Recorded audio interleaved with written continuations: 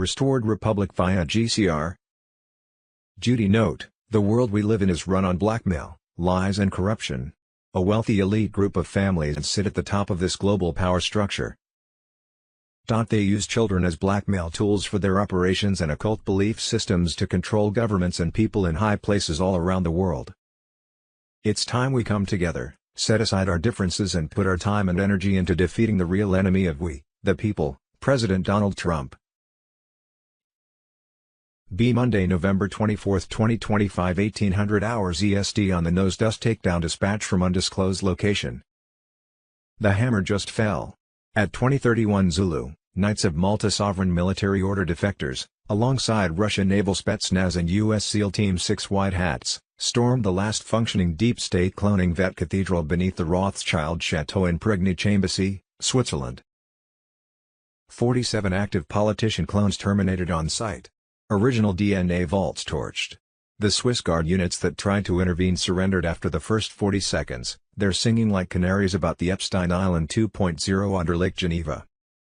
Simultaneous kinetic strikes just erased the final 3 adrenochrome processing plants in the cabal had hidden inside abandoned CERN tunnels. The smell of burning evil is drifting across the Alps tonight. QFS rainbow currency liquidity just hit 100% global saturation. Every legacy bank account on Earth is now either gold-backed or marked for seizure in the next 18 hours. See Monday, November 24, 2025, 6:56 p.m. EST. Midnight blackout dispatch from undisclosed location. Midnight. The clock just struck 0 on the old world. 30 seconds ago the Restored Republic Command Authority transmitted the final irrevocable order.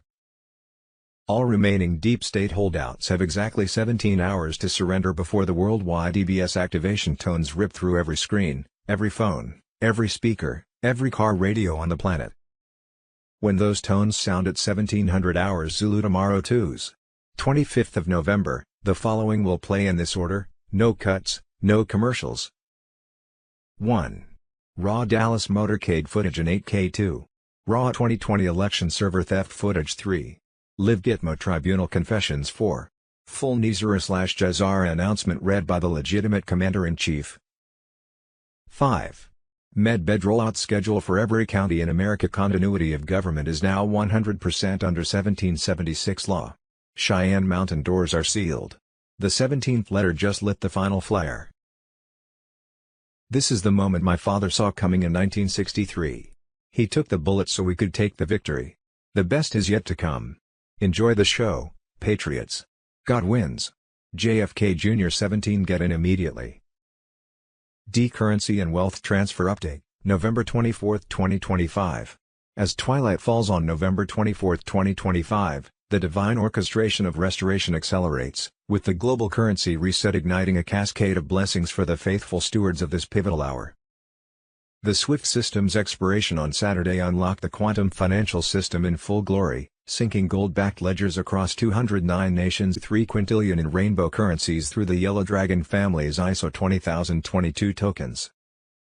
Iraqi dinar now revalues at contract rates, ZIM at 1-to-1 parity, and VND under the BRICS gold standard, as prosperity packages totaling over $150 trillion begin depositing into QFS accounts. Tier 4B notifications deploy tomorrow, Tuesday, November 25th. Paving the way for initial payouts on Wednesday, November 26, while Project Redemption soft launches on Thursday, December 4, with seamless 7-second biometric scans granting access to your divine inheritance. In this wealth transfer, quadrillions in stolen assets flow back to the awakened, a testament to the Lord's promise of restitution for the righteous. Nizar/Jazara's signature blocks have been eternally sealed, enforcing a global debt jubilee that erases mortgages, loans, and IRS burdens at the stroke of midnight, freeing humanity from financial chains forged in darkness.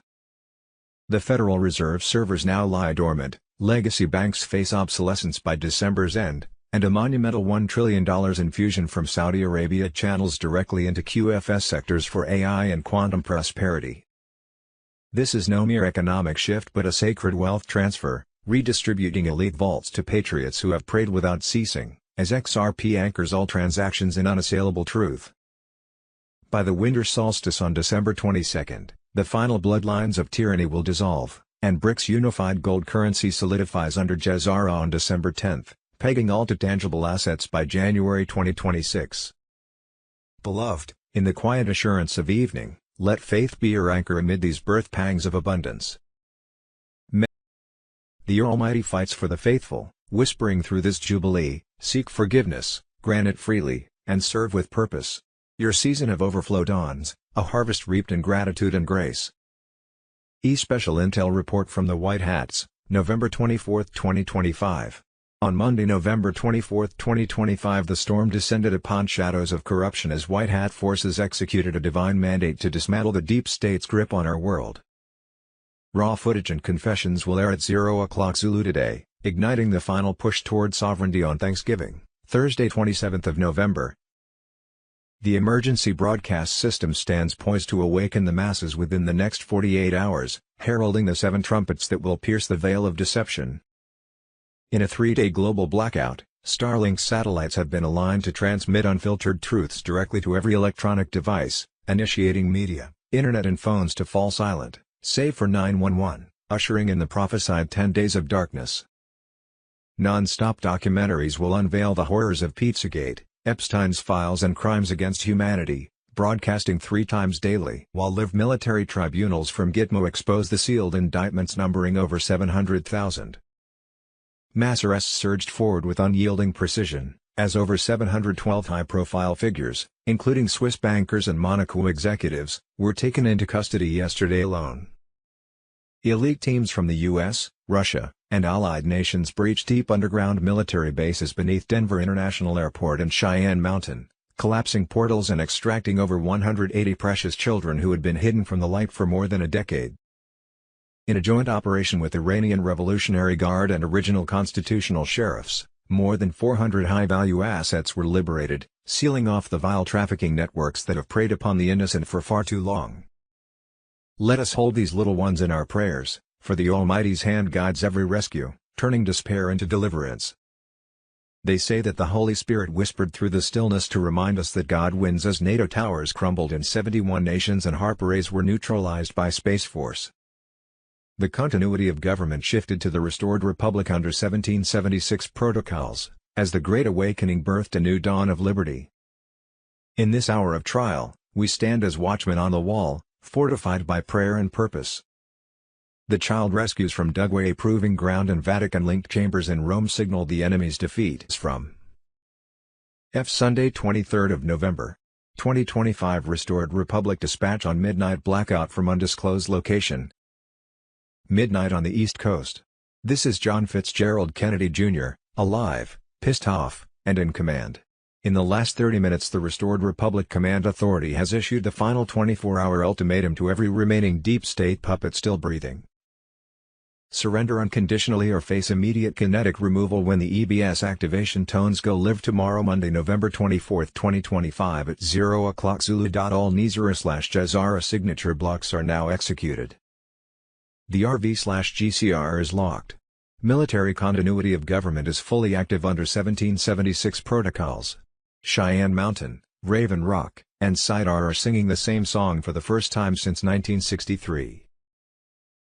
Every fake alien invasion hologram rig, every last adrenochrome lab, every cloned politician, every satanic altar from Antarctica to the Vatican, just got marked with a red X by the 17th letter himself. We are not asking anymore. This is 1776 worldwide. Tomorrow the emergency broadcast will play the raw Dallas footage, the raw 2020 footage, and the raw tribunal confessions back to back. Then the world goes dark to light. Enjoy the show, patriots. My father began this. I'm here to finish it. God wins. JFK Jr. 17. Sunday 23 of November, 2025 The White Hats Intel, Patriots. On this solemn November 23, 2025, the 10 days of darkness have fully descended. The emergency broadcast system activated globally on November 18, blacking out mainstream media in over 120 cities while Starlink transmits truth directly to every device. Military tribunals at Gitmo are broadcasting live, over 700,000 sealed indictments now unsealed. Mass arrests continue, 712 high-profile deep state figures taken yesterday alone, including Swiss bankers and Monaco executives. H. Sunday 24th of November. 2025 U.S. Military Alert: all military forces worldwide are preparing to suspend all media, internet, phone, and TV services, Mr. Poole on Telegram. During this time, no internet, no ATMs, and phones. Only working for 911 calls. This is the global martial law we've been talking about, and it comes with a 10-day communication blackout. But here's the kicker: the emergency broadcast system will be activated worldwide. Non-stop, 24/7, 8-hour documentaries exposing the darkest secrets of the elite, fraud, corruption, pedophilia, and their arrests, will play 3 times a day. The military is taking down cabal-controlled governments worldwide, executing mass arrests based on 500,000 sealed indictments. This is the moment we've been fighting for. After the 10 days of darkness, we will reconnect to a new quantum internet. The old systems of government, education, finance, health, and commerce. Gone. A new age is coming. Possible timing, twos. November 25, 2025, redemption centers open across the globe. Tier 4B notification to set exchange appointments under military protection. Thursday, November 27, 2025, Thanksgiving, restored republic declares full sovereignty, reinstating the 1776 Constitution and abolishing income tax. Friday, December 5, 2025, suppressed zero-point energy patents released during corporate tribunal broadcasts. Mid-December 2025, mass arrests of European globalist figures begin in Brussels and London financial districts. Pizzagate networks collapse with reportedly 8 million children rescued from dumb underground tunnels worldwide. J. What we think we know. This of twos. November 24, 2025, cracked the WikiLeaks cables and found the Soros family has been working with the U.S. State Department for 50 years. Joe Rogan. Vatican Secrets, 40 biggest Vatican cover UPS you were never meant to know. Monday, November 24, 2025, K Global Currency Reset on Sunday, 23rd of November. 2025, the global currency revaluation launched in full. On twos. November 25, 2025, Tier 4B, US, the internet group who purchased Zim and foreign currencies, will be notified to set exchange appointments, which begin Wednesday, 26th of November. 2025. The Iraqi dinar appeared on forex screens at $3.40, $15.20, Zim at 1-to-1, and VND locked to BRICS gold. The quantum financial system is live, processing trillions in seized cabal wealth, $150 trillion now flowing into humanitarian and personal accounts. Sunday, 23rd of November. 2025, U.S. debt clock exposed, the Fed scam, the sovereign solution and the 50-state banking revolution. Sunday, 23rd of November. 2025, Intel report, Tier 1 to 5 structure exposed, the invisible engine behind the global currency reset, GCR 2025. L Global Financial System, Monday, November 24, 2025. Elon Musk's Doge team was quietly dissolved even though it still had 8 months left on its mandate to cut excessive regulations and federal spending. Representative Tim Burchett says Musk was pushed out of Washington because he was getting too close to exposing corrupt officials enriching themselves through dark money NGO networks. NGO money pours into Washington and ends up in politicians' pockets as dark money, Trump administration on Telegram. Monday, November 24, 2025. The quiet transition to the new global financial system, CQFS on Telegram. Governments aren't going to announce CQFS. They're going to upgrade into it, piece by piece, quietly, methodically. You won't see breaking news. You'll see bank maintenance updates.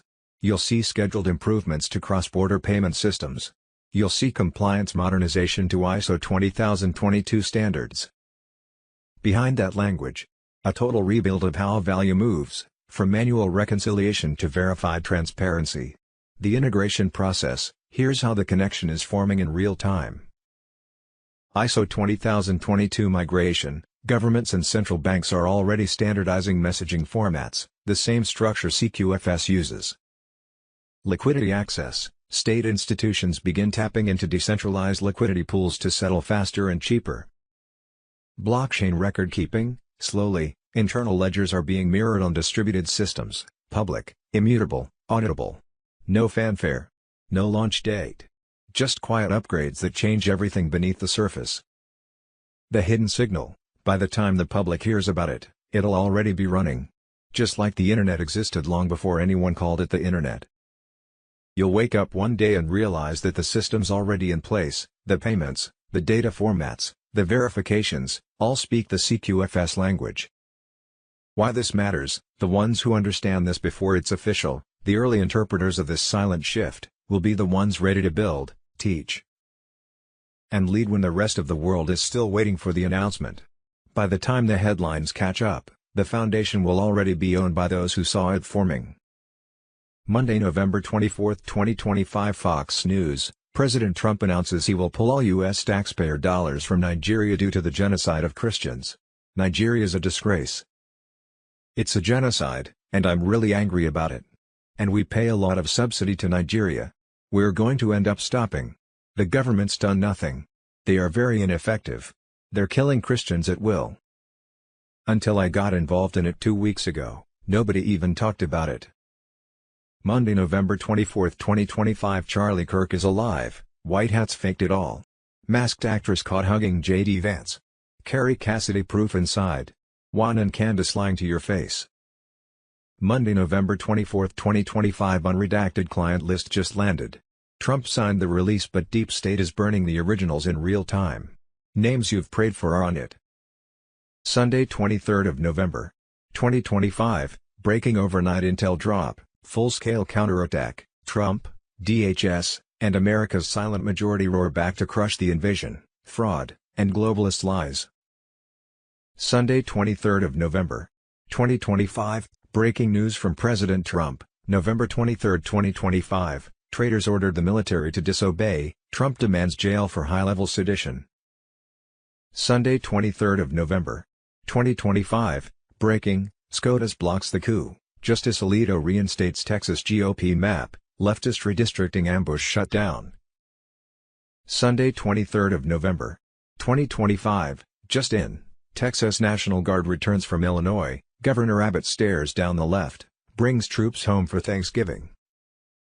Monday, November 24, 2025. Breaking overnight intel drop. Insurrection exposed. Trump's war on treason. Pardons for cash and the open border coup. Monday, November 24, 2025. Bombshell. Humiliated, she tried to crush Barron Trump, but got annihilated by the Southern Sword of Truth. How a 19-year-old turned a national smear into a legend.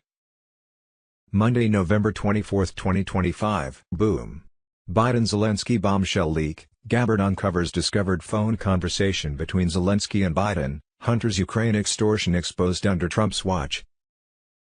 Monday, November 24, 2025. Breaking live collapse. J.D. Vance obliterates Elissa Slotkin on live TV after she accidentally admits Trump issued 0 illegal orders. Monday, November 24, 2025. It's happening. Clinton subpoenaed. Ghislaine pleads the Fifth. Andrew vanishes. Trump's team just unleashed the full Epstein exposure. Nizar and Jazara secrets on Telegram. November 22, 2025. The hammer drops. Bill Clinton subpoenaed December 17. Hillary December 18. Congressional depositions, under oath, no escape. Their lawyer is already whining for written answers only. Classic deep state dodge to avoid live perjury traps. Too late. The military intel Trump brought back is ripping the Epstein files wide open. Bill flew the Lolita Express 26 times, straight to Pedo Island. Hidden cameras roll 24/7, blackmail footage of politicians, royals, billionaires. That island wasn't a resort, it was a global intelligence trafficking hub run with Mossad-level tech, retina scanners, voice print locks, satellite uplinks. Every depraved act recorded to keep the puppets in line. Hillary. As Secretary of State, she rubber-stamped visas, NGO covers, and humanitarian flights that moved kids across 3 continents. Clinton Foundation charities were the laundry, hundreds of sealed indictments now unsealed and heading straight for their door. Ghislaine Maxwell just signaled she'll plead the Fifth if dragged before Congress, because talking means naming the still active overlords. And Prince Andrew. Summoned by November 20 and straight up vanished, hiding behind a new name like that erases the emails where he bragged "we're in this together with Epstein." This is Trump's promised storm. Since January 2025, classified Epstein files the swamp buried are being declassified by the truckload. The maps, the logs, the offshore accounts, the encrypted chats, Every tentacle of the trafficking octopus is lit up. Trump said it himself, "The children come first. Everything else burns." Restored Republic via GCR. Duty note: within 48 hours the 7 trumpets of the emergency broadcast system was set to descend globally, along with activation of the 10 days of darkness, blacking out mainstream media in over 120 cities while Musk's Starlink satellite system takes over to transmit directly to every person's TV, radio and internet devices on Earth. Such truth will stream continuously and reveal Pizzagate, Epstein files, and crimes against humanity in graphic detail, along with education on Nizra, the restored Constitution, and suppressed technologies. The prophesied 3-day global blackout begins soon, a sacred pause for reflection as the quantum financial system overrides all fiat grids. Right now NATO communication towers are being dismantled in 71 nations to prevent interference. Military tribunals at Gitmo will broadcast live. To 17 years liberated from LA tunnels this week, thousands more from Romania and Honduras adrenochrome facilities. Vatican and European pedophile networks collapse under relentless raids. The White Hats report 8 million children freed worldwide since 2024 began. These are not statistics, they are precious souls returning to the light. Divine justice moves swiftly now. The storm is here, the birth pang of the Great Awakening. The Almighty fights for the innocent. Hold fast in prayer. Light always follows the storm. Sunday, 23rd of November, 2025. Report number 1. Dispatch from undisclosed location, JFK Jr. Midnight on the East Coast. This is John Fitzgerald Kennedy Jr., alive, pissed off, and in command. In the last 30 minutes the Restored Republic Command Authority has issued the final 24-hour ultimatum to every remaining deep state puppet still breathing: surrender unconditionally or face immediate kinetic removal when the EBS activation tones go live tomorrow at 0 o'clock Zulu. All Nizara/Jazara signature blocks are now executed. The RV/GCR is locked. From Antarctica to the Vatican, just got marked with a red X by the 17th letter himself. We are not asking anymore. This is 1776 worldwide. Tomorrow, Monday, November 24, 2025, the emergency broadcast will play the raw Dallas footage, the raw 2020 footage, and the raw tribunal confessions back-to-back. Then the world goes dark to light. Enjoy the show, patriots. My father began this. I'm here to finish it. God wins. JFK Jr. 17 on Sunday, 23rd of November. Joint Russian GRU's Aslan teams and U.S. Delta Force White Hats collapsed the last active Vatican P2 Lodge portal chamber beneath the catacombs of St. Calixtus in Rome. Coordinates 41.8589 degrees north, 12.5069 degrees east are now a smoking crater. Over 80 high priests in red robes were taken alive. Their D-Waves and Looking Glass devices are in Space Force custody. The fake rapture beams they plan to project over Mecca and the Temple Mount in the next 36 hours are permanently offline. At the exact same minute, the Yellow Dragon family executed the final ISO 20022 gold-backed token injection. Rainbow currency is now flowing through the QFS at 1.23 quintillion per second. Every deep state slush fund account on the planet just went negative. Bankers in Zurich and Singapore are committing suicide on live CCTV as we speak. Tears in heaven tonight. Gitmo just added 3 new tribunal courtrooms. The Epstein client list Wave 3 packet is 4.7 terabytes and counting. The storm is not coming.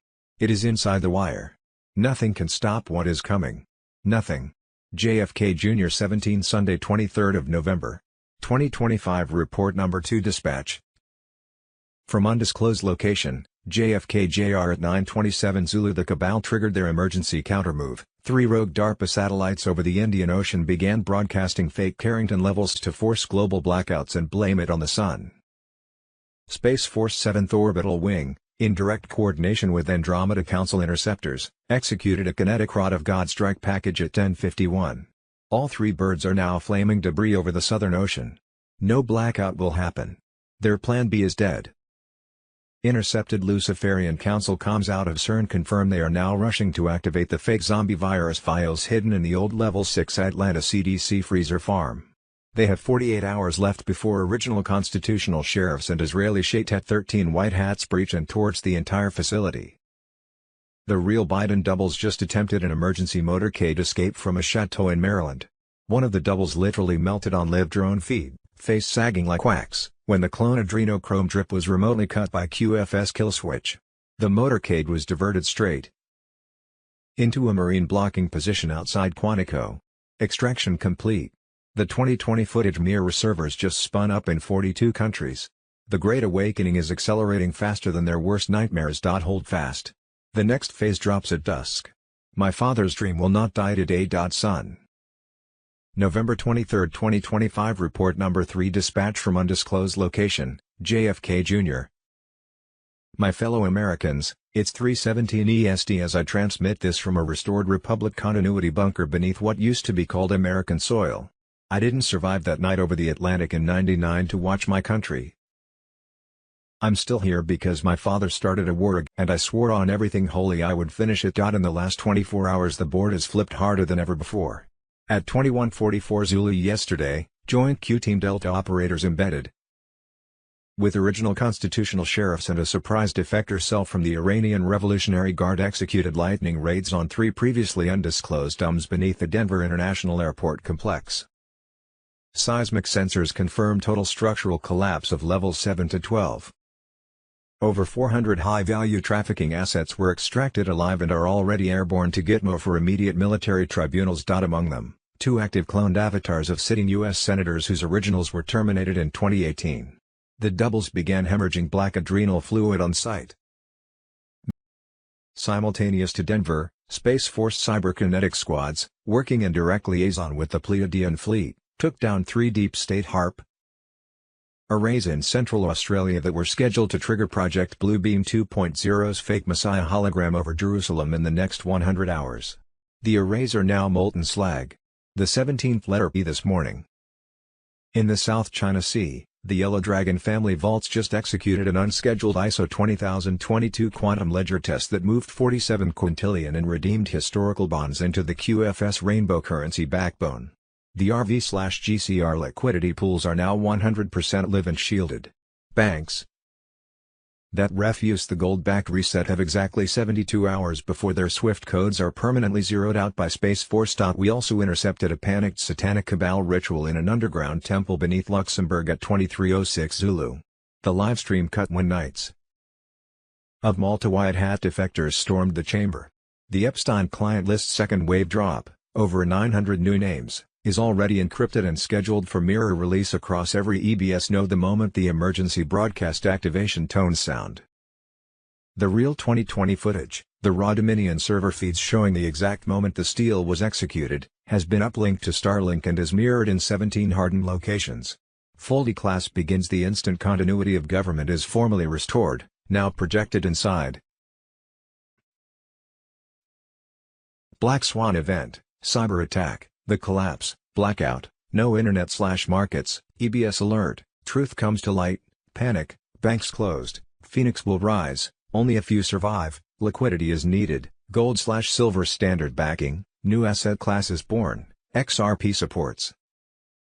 All the money, Nizar and Jazara QFS on Telegram on Saturday 22nd of November.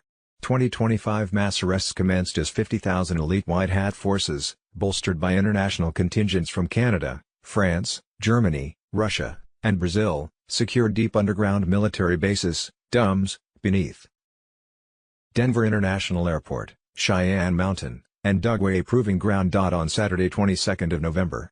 2025 alert, in a bombshell disclosure, Alexander Smirnov, the key FBI informant who revealed that Joe and Hunter Biden pocketed $10 million in Burisma bribes, moreover, Biden's DOJ tried to bury explosive evidence that the Bidens took $5 million. Sunday 23 of November.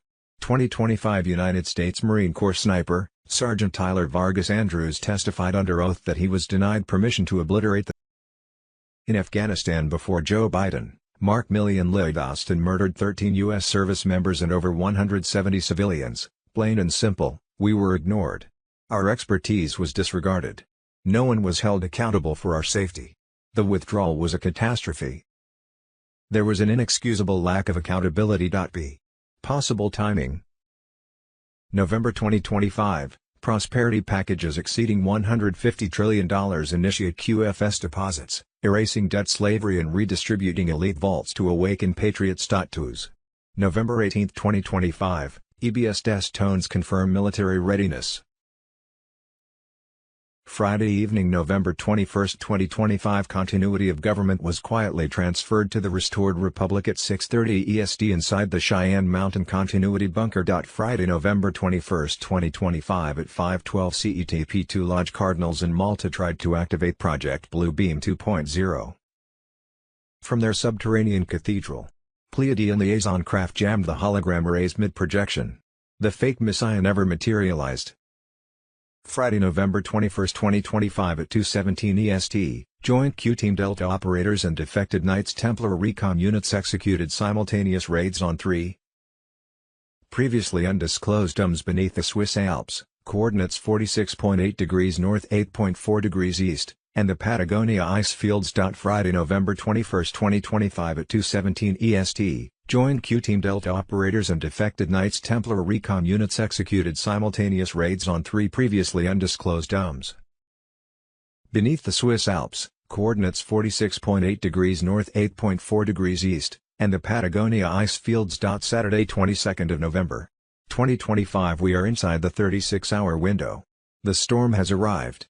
My father began this. I'm here to finish it. Dark to light. Restored Republic Command. God wins. Saturday, 22nd of November, 2025, SWIFT expired. Global currency reset launches, Iraqi dinar revaluing at contract rates, ZIM achieving 1-to-1 parity, VND integrating under BRICS gold standard. Emergency broadcast system activates via Starlink for 10 days of unfiltered disclosure on child trafficking networks and bioweapon origins. SWIFT expires. ISO 20022 backdoors exposed in QFS integration, blocking CBDC tracking implants and elite financial sabotage attempts. November 25, 2025, Tier 4B notifications deploy, unlocking humanitarian funds under quantum encryption and military secured redemption centers worldwide. Thursday, November 27, 2025 Restored Republic declares full sovereignty. Thanksgiving, reinstating 1776 Constitution and abolishing income taxes permanently. Fiat collapse peaks December 2025, Federal Reserve servers dark. SWIFT expired November 22, 2025, rendering legacy banking obsolete. Thursday, December 4, 2025 Project Redemption soft launches. Grab your QFS wallet, sync that 7-second ID via birth records, and watch your fiat flip to gold-backed freedom. Tier 3 and 4 clients like defense giants and energy titans, hooked up via a lightning-fast 7-second biometric scan voice, retina, heartbeat, linking straight to your QFS account. 2025, BRICS Unified Gold Currency finalizes, enforcing Jazara compliance and accelerating de-dollarization across law. We've been talking about, and it comes with a 10-day communication blackout. But here's the kicker, the emergency broadcast system will be activated worldwide. Non-stop, 24/7, 8-hour documentaries exposing the darkest secrets of the elite, fraud, corruption, pedophilia, and their arrests, will play 3 times a day. The military is taking down cabal-controlled governments worldwide, executing mass arrests based on 500,000 sealed indictments. This is the moment we've been fighting for. After the 10 days of darkness, we will reconnect to a new quantum internet. The old systems of government, education, finance, health, and commerce, gone. A new age is coming. Alliance operations. Saturday, 22nd of November, 2025 Last night the board flipped. Dispatch from undisclosed location, John F. Kennedy Jr. Patriots, it's me. I'm alive. The plane never went down the way they told you. I'm still here because the mission my father began in 1963 is reaching its final phase, and I swore I would see it through. At 2:17 EST, Joint Q-Team Delta operators and defected Knights Templar recon units executed simultaneous raids on 3 previously undisclosed in Malta tried to activate Project Blue Beam 2.0 from their subterranean cathedral at 5:12 CET. Pleiadian liaison craft jammed the hologram arrays mid-projection. The fake messiah never materialized. Instead, the sky over Valletta flashed white for 7 seconds, medbed activation. Codes raining down invisible light language. Witnesses are weeping in the streets. Here at home, continuity of government was quietly transferred to the restored republic at 6:30 EST inside the Cheyenne Mountain Continuity Bunker. The real military, not the Pentagon imposters, now holds the football. Gitmo expanded the tribunal docket by 117 seats overnight. The Epstein client list Phase 4 drop is spooling. You'll see names that will make your blood run cold and then boil. The EBS stones are loaded. When those 8-second pulses hit every screen and speaker on Earth, the 2020 footage, the real Biden doubles melting under infrared, the satanic cabal rituals under Denver International, all of it goes live. No more shadows. Saturday 22nd of November, 2025. We are inside the 36-hour window. The storm has arrived. My father began this. I'm here to finish it. Dark to light. Restored Republic Command. God wins. John F. Kennedy Jr. Trump's 28-point peace offensive for Ukraine and Russia neutralizes deep state chaos engines by freezing NATO expansion and redrawing global power lines, crippling elite control mechanisms set to dismantle by mid-2026. DOJ authenticated Epstein files expose Hakeem Jeffries in a 2013 underage dinner scandal, igniting MAGA firestorms and forcing Democrat primaries into panic mode ahead of full unsealing waves. U.S. Military mobilizes full-scale strikes on Mexican cartel empires, targeting Sinaloa and Jalisco networks as deep state proxies for fentanyl warfare and child trafficking routes tied to Epstein's global web. Gitmo expansion since 2002 prepare for imminent tribunals of cartel-bribed senators and compromised judges, with 12 cargo planes landing in El Paso signaling. EBS Red Alert activates alongside military raids, triggering full disclosure on fake presidencies, underground tunnels, CIA black ops, stolen elections, bioweapon labs, and 9/11 cover-ups within weeks. In May 2024, 900 bankers convened with Rothschild to sabotage Nizara execution, but Trump's Space Force intercepted the plot, seizing servers and fracturing Jezar timelines for immediate global activation. QFS fully activates with DNA-bound access cards distributed in Texas, Florida, and allied nations, rejecting elite nanotech spoofs and rewiring the world economy on soul-encoded frequencies by early 2026. Friday, November 15, 2025. Quantum Reset integrates with QFS, absorbing 68% of Tier 1 liquidity into gold-backed USTNs, auditing central banks through quantum nodes for total elite financial decapitation. RV/GCR launches post-banker summit takedown, with 700 banking licenses revoked and whistleblower payouts underway, ushering currency revaluations that return economic sovereignty to the people. Deep state institutions collapse under military jurisdiction, with Operation Mockingbird terminated via CNN server seizures on July 9, 2025.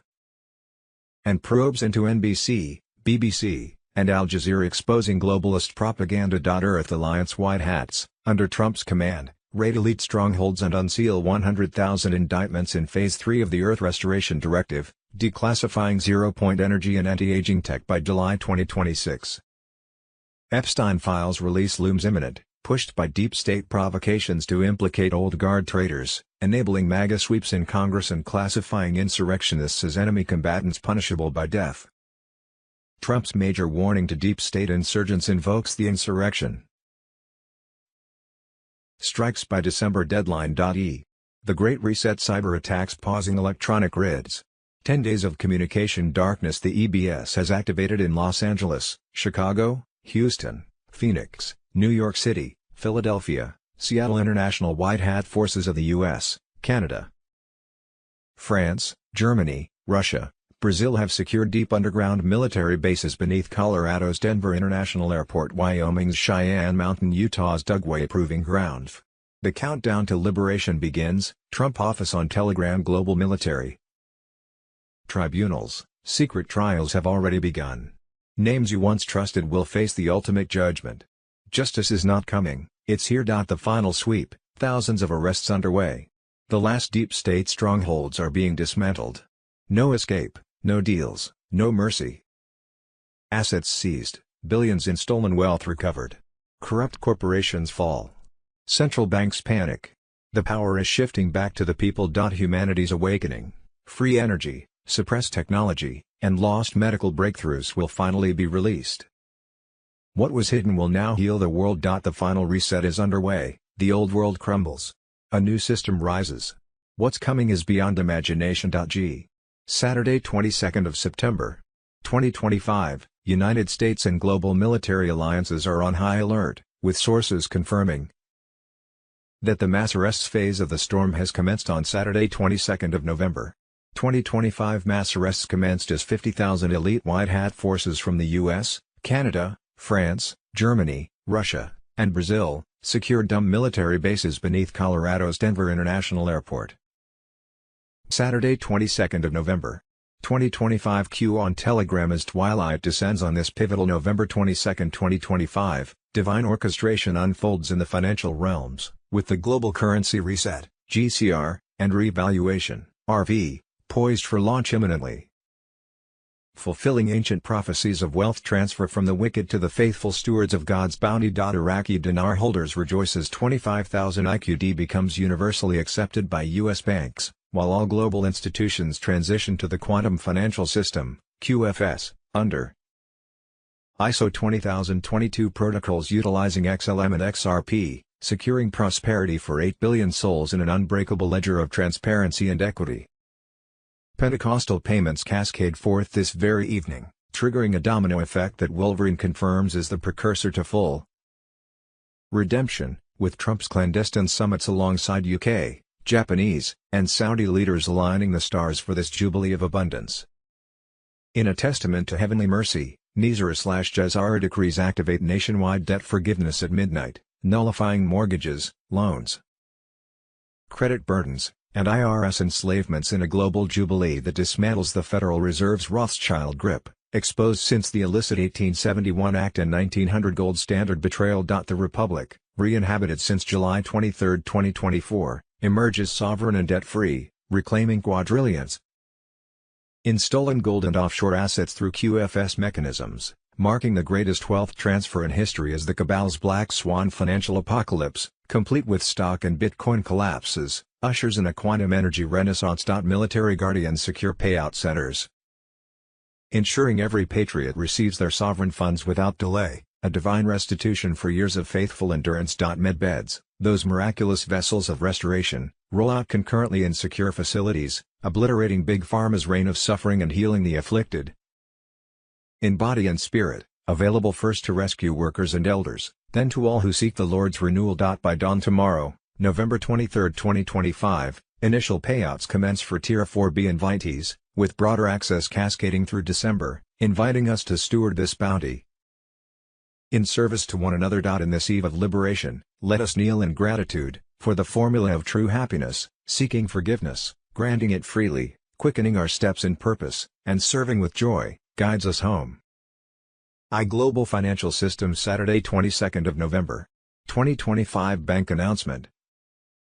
The coexistence of ISO 20022 has been successfully launched on the SWIFT network. Goldilocks. Friday, November 21, 2025. Trump's $2,000 stimulus check to every American, breaking at 2 a.m., $2,000 stimulus check, Trump says dividend will be paid.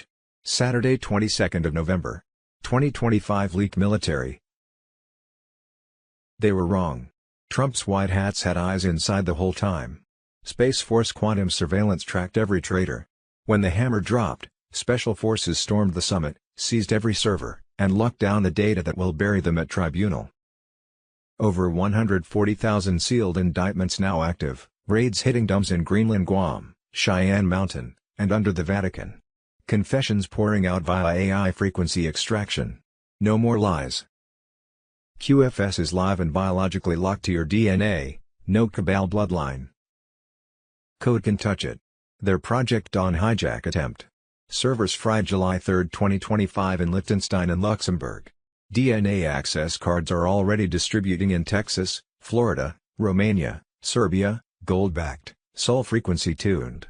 No card, no new money. 68% of Tier 1 liquidity already converted to USTNs.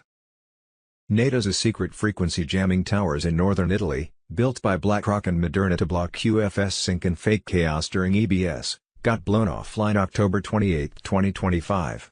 Mockingbird media servers, CNN, NBC, BBC, seized. Legacy airwaves are going dark. EBS is armed, rehearsed, and waiting on Trump's final go. When it hits, 10 days of non-stop disclosure, election theft, bioweapons, adrenochrome, Rothschild ledgers, everything. The Rothschild empire is crumbling in real time. Their last desperate meeting just became their funeral.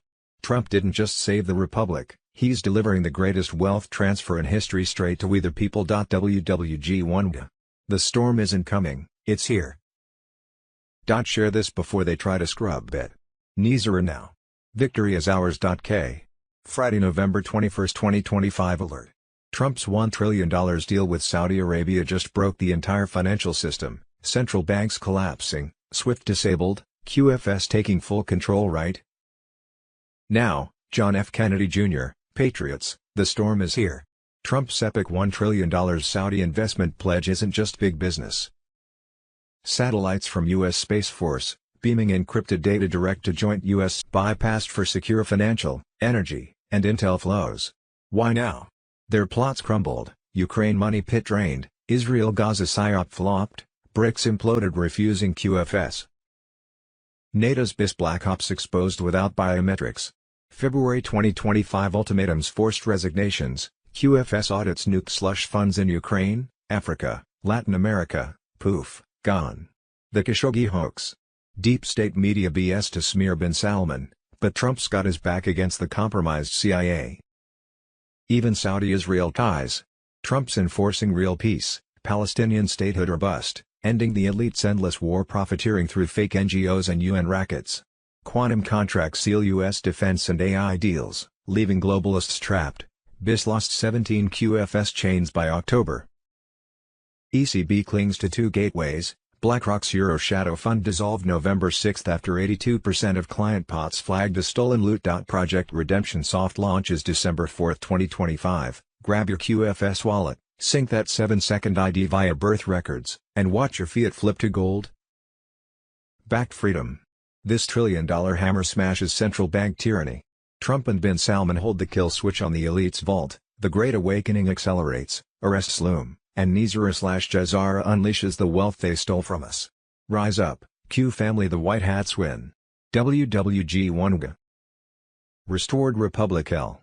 As twilight descends on this pivotal November 22, 2025, divine orchestration unfolds in the financial realms, with the global currency reset, GCR, and revaluation, RV, poised for launch imminently, fulfilling ancient prophecies of wealth transfer from the wicked to the faithful stewards of God's bounty.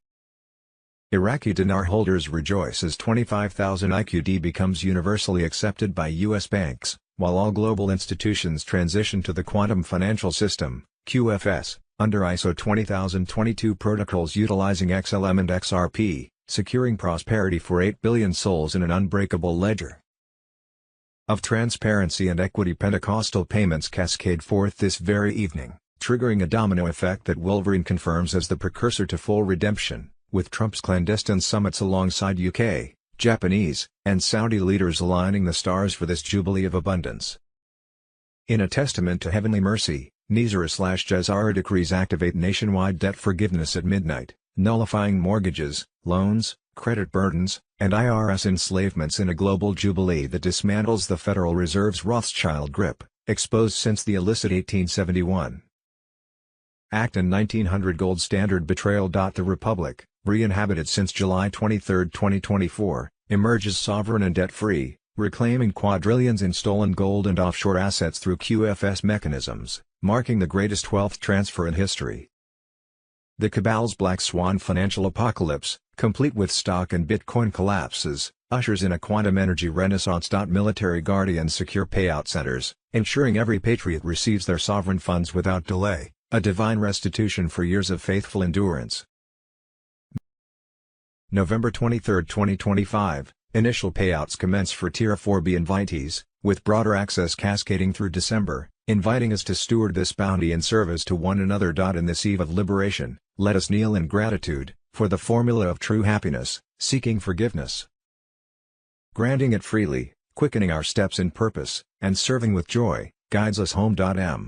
Sunday 23rd of November, 2025, The Constitution of the United States of America has been subverted and its legal authority diluted by a corrupt coalition of corporate and public interests, the fourth unelected branch of government. 14. Enjoy the show / documentary from Tor says, Director's Cut. YouTube. These agencies have covertly been at work for decades to overthrow governments around the world with cultural infiltration, through entertainment, news and media. In this documentary, explore the origins of the CIA agencies, the CIA and CAA, the use of Hollywood and other aspects of culture to win the Cold War, and how these operations are still at work today. Learn missed information about world history, Ukraine and elections in the United States. This is the movie you have been watching and participating in. Enjoy the show. The Tor says documentary, produced, directed and edited by Broken Anthem. Video editing and graphic animation by Texanon 1776. Script Supervisor BB Lambs. Audio editing by Wowza1 and JL Keys. Production manager Neptunez. The Real. Saturday, 22nd of November, 2025. A whistleblower has revealed to Candace Owens that the Egyptian plane spotted in Utah on the day of Charlie Kirk's assassination is tied to the Secret Service, DEA, DOJ, FBI, and several other agencies. The plane made multiple stops for so-called Saturday, 22nd of November, 2025. The dark layers of Disney, Epstein, and the CIA, Donald J. Trump. On Telegram. There are multiple layers to the satanic globalist deep state cabal.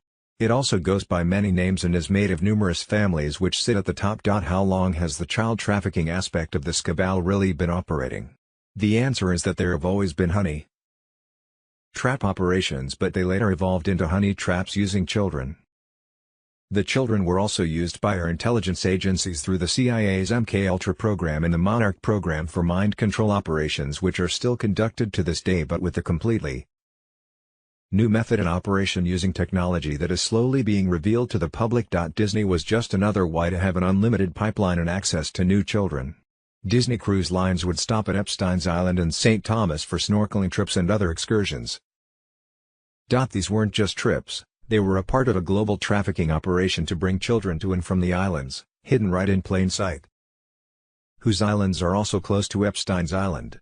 Richard Branson's Necker Island, who is owner of Virgin Records / Galactic, whose island sits in the British Virgin Islands. James Biden and his associates also own an island named Water Island, which also was right across from a known military submarine base, and is only a very short boat ride to Epstein's Little St. James Island. Epstein also had submarine access to his Little St. James Island. Corrupt American judicial system. Sat. November 22, 2025, the U.S. House has just voted to ban no-cash bail in Washington, D.C., and prevents activist judges from routinely letting violent criminals back on the street. Finally, no-cash bail needs to be banned nationwide. Nizar and Jazara Secrets on Telegram. Santa's Tales of Jail by author Thomas H. Tom Fairbanks is about to be released, and it's not your typical Christmas story. It is a first-hand account of the atrocities in an American justice system that has been weaponized against us, we the people, through lawfare, a two-tiered system of justice. Tom Fairbanks, Santa. Santa's Tales of Jail by author Thomas H. Tom Fairbanks is coming, and it's not your typical Christmas story. It is a first-hand account of the atrocities in an American justice system that has been weaponized against us, we the people, through lawfare, a two-tiered system of justice. A story that is told throughout an exchange of communications with the courts, attorneys, magistrates, judges, the director of the BOP, and even the President of the United States, Donald J. Trump, as Santa exposes the corruption and incompetence of the Department of Justice, DOJ, Federal Bureau of Investigations, FBI, and the Bureau of Prisons, BOP, broken on purpose. Why? Saturday, 22nd of November, 2025. Military intel drop. Briefing Level 5. America under wartime command. Leaked briefings indicate the United States is no longer under civilian law. SCOTUS has been stripped of all power, its funding cut, and the corporate entity known as U.S. Incorporated quietly dissolved. Real authority now rests with a wartime president operating under military protocol. Since early October 2025, silent wartime protocols have been active, initiated after deep internal sabotage and foreign infiltration. These continuity measures, meant for nuclear war, were triggered after what insiders called unrecoverable systemic corruption. Under these conditions, The Constitution becomes secondary. The President commands absolute authority. Civilian agencies serve only as advisory shells. SCOTUS, powerless and defunded. Internal sources confirm the judiciary no longer governs under wartime command. The court now functions on minimal services with no power to challenge executive or military directives. As of October 1, all funding tied to the foreign bank-owned corporate government was cut off. Peacetime law is gone. Military law rules. U.S. Incorporated terminated the collapse of the corporate system, unable to repay $38+ trillion owed to the American people, ended the legitimacy of the old government. Legal frameworks dissolved, replaced by military operational control. No repayment. No legitimacy. No civil authority. Trump operating under military law. Sources close to Trump say he now acts as commander-in-chief under wartime jurisdiction, while public optics maintain the illusion of normalcy. SCOTUS cannot overrule a commander in wartime, one insider confirmed. We are witnessing not democracy, but the controlled demolition of the old republic. The final collapse of the old guard Federal Reserve. Functions frozen. DOJ and FBI under military review. Congress reduced to theater. New gold-backed financial instruments already prepared for controlled rollout. Americans will feel it soon, in prices, shortages, and silence. This was never a coup. It was an execution. The courts are broke. The Fed is cornered. U.S. Incorporated is gone. Trump isn't president. He's commanding a battlefield. And the final question remains, when will they tell the people? Or will they ever? Sunday 23rd of November, 2025. The Obama administration was making so many unauthorized payments to private insurance companies participating in Obamacare that they couldn't even keep up to cover their own tracks. Donald J. Trump, a government watchdog, has determined the Obama administration is violating its own healthcare law by illegally diverting up to $5 billion to private insurance companies participating in Obamacare. The U.S. Government Accountability Office is the nonpartisan federal watchdog that determines whether federal officials are spending taxpayer dollars in accordance with the law. In a legal opinion issued last week, the GAO accused the Obama administration of illegally diverting billions of taxpayer dollars to private insurance companies. The opinion concerned the administration's implementation of Obamacare's reinsurance program, one of several insurer bailouts designed to prop up Obamacare's rickety finances. Generally speaking, the reinsurance program taxes consumers in non-Obamacare plans to subsidize insurers who sell Obamacare plans. The program collects $25 billion from consumers, with $20 billion going to Obamacare participating insurers and $5 billion to the federal treasury. The law is specific: the amount that each health insurance issuer pays toward the $5 billion designated for the U.S. Treasury may not be used for the reinsurance program. But once insurance companies participating in Obamacare's exchanges started suffering huge losses and heading for the exits, the administration began funneling them the money that was supposed to go to the Treasury. The administration has so far diverted $3 billion, and counting. The administration was making so many unauthorized payments to private insurance companies participating in Obamacare that it's hard to keep them straight. Both the administration and the Supreme Court acknowledged that the operative text of the Affordable Care Act forbids certain payments to insurers participating in federally run exchanges. The administration is paying tens of billions of dollars to such insurers because it was able to convince the court to bless those payments anyway. It is making payments to insurers on behalf of exchange enrollees who are categorically ineligible for subsidies because they have incomes below the poverty line. It is paying insurers tens of billions of dollars in illegal cost-sharing payments that a federal judge ruled violate the Constitution. It is attempting to skirt a congressional ban on $2.5 billion in risk corridor payments to insurers that President Obama himself signed into law. It is even making illegal payments to insurance companies on behalf of members of Congress and their staff, giving Congress its own special exemption from Obamacare. Consistent with past practice, the Obama administration is thumbing its nose at the nonpartisan GAO by announcing it will continue to divert these taxpayer funds to insurance companies. If the rule of law means anything, it is that the government is as bound by law as are the people. If the people come to believe that the government is not, they will rightly conclude neither are they. Sunday 23rd of November. Trump was right when he tried to warn everyone with Doge, emergency broadcast channel. Homeland Security Secretary Kristi Noem confirms Democrats put together a shadow network of NGOs with the explicit purpose of overthrowing the United States. Literally treason. They create an entity to use government dollars, taxpayer dollars, to do something that the federal government isn't allowed to do, a shadow government operation that really has been used recently to undermine our country's national security. Today we are announcing that we have stopped all grant funding that's being abused by NGOs to facilitate illegal immigration into this country. So it's amazing to me the hundreds of millions of dollars that have been spent by the federal government that has been sent to NGOs to facilitate this invasion of our country. They're not just operating in the United States, they're operating outside of the United States to help make it easier for those who want to break our laws. ZB. Saturday, 22nd of November. 2025. Trump has a blueprint to completely eradicate the Soros network. Election fraud and domestic terrorism.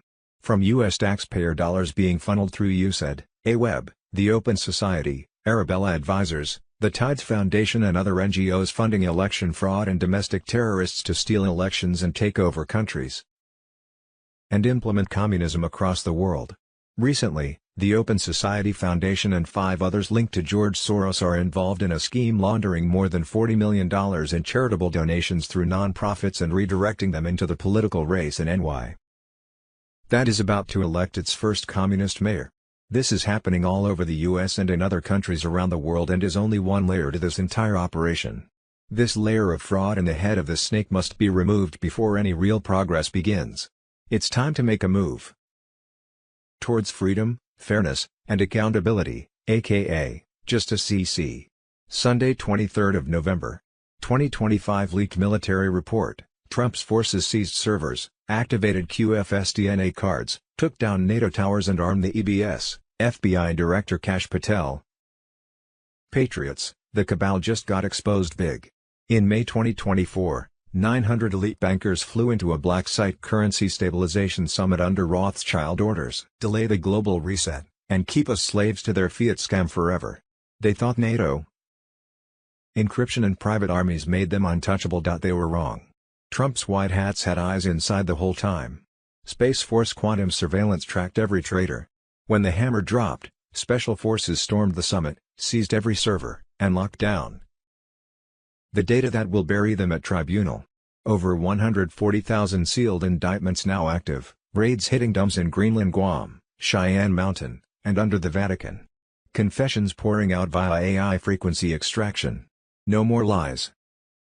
QFS is live and biologically locked to your DNA, no cabal bloodline code can touch it. Their Project Dawn hijack attempt. Servers fried July 3, 2025 in Liechtenstein and Luxembourg.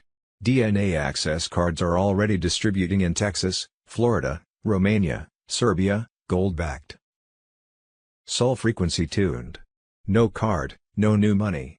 68% of Tier 1 liquidity already converted to USTNS. NATO's secret frequency jamming towers in northern Italy, built by BlackRock and Moderna to block QFS sync and fake chaos during EBS, got blown offline October 28, 2025.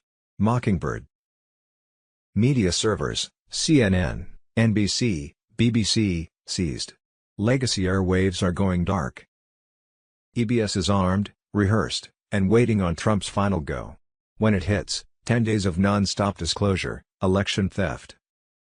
The Rothschild empire is crumbling in real time. Their last desperate meeting just became their funeral. Trump didn't just save the republic, he's delivering the greatest wealth transfer in history straight to we the people. WWG1. The storm isn't coming, it's here. Share this before they try to scrub it. Nizar now. Victory is ours. ZD.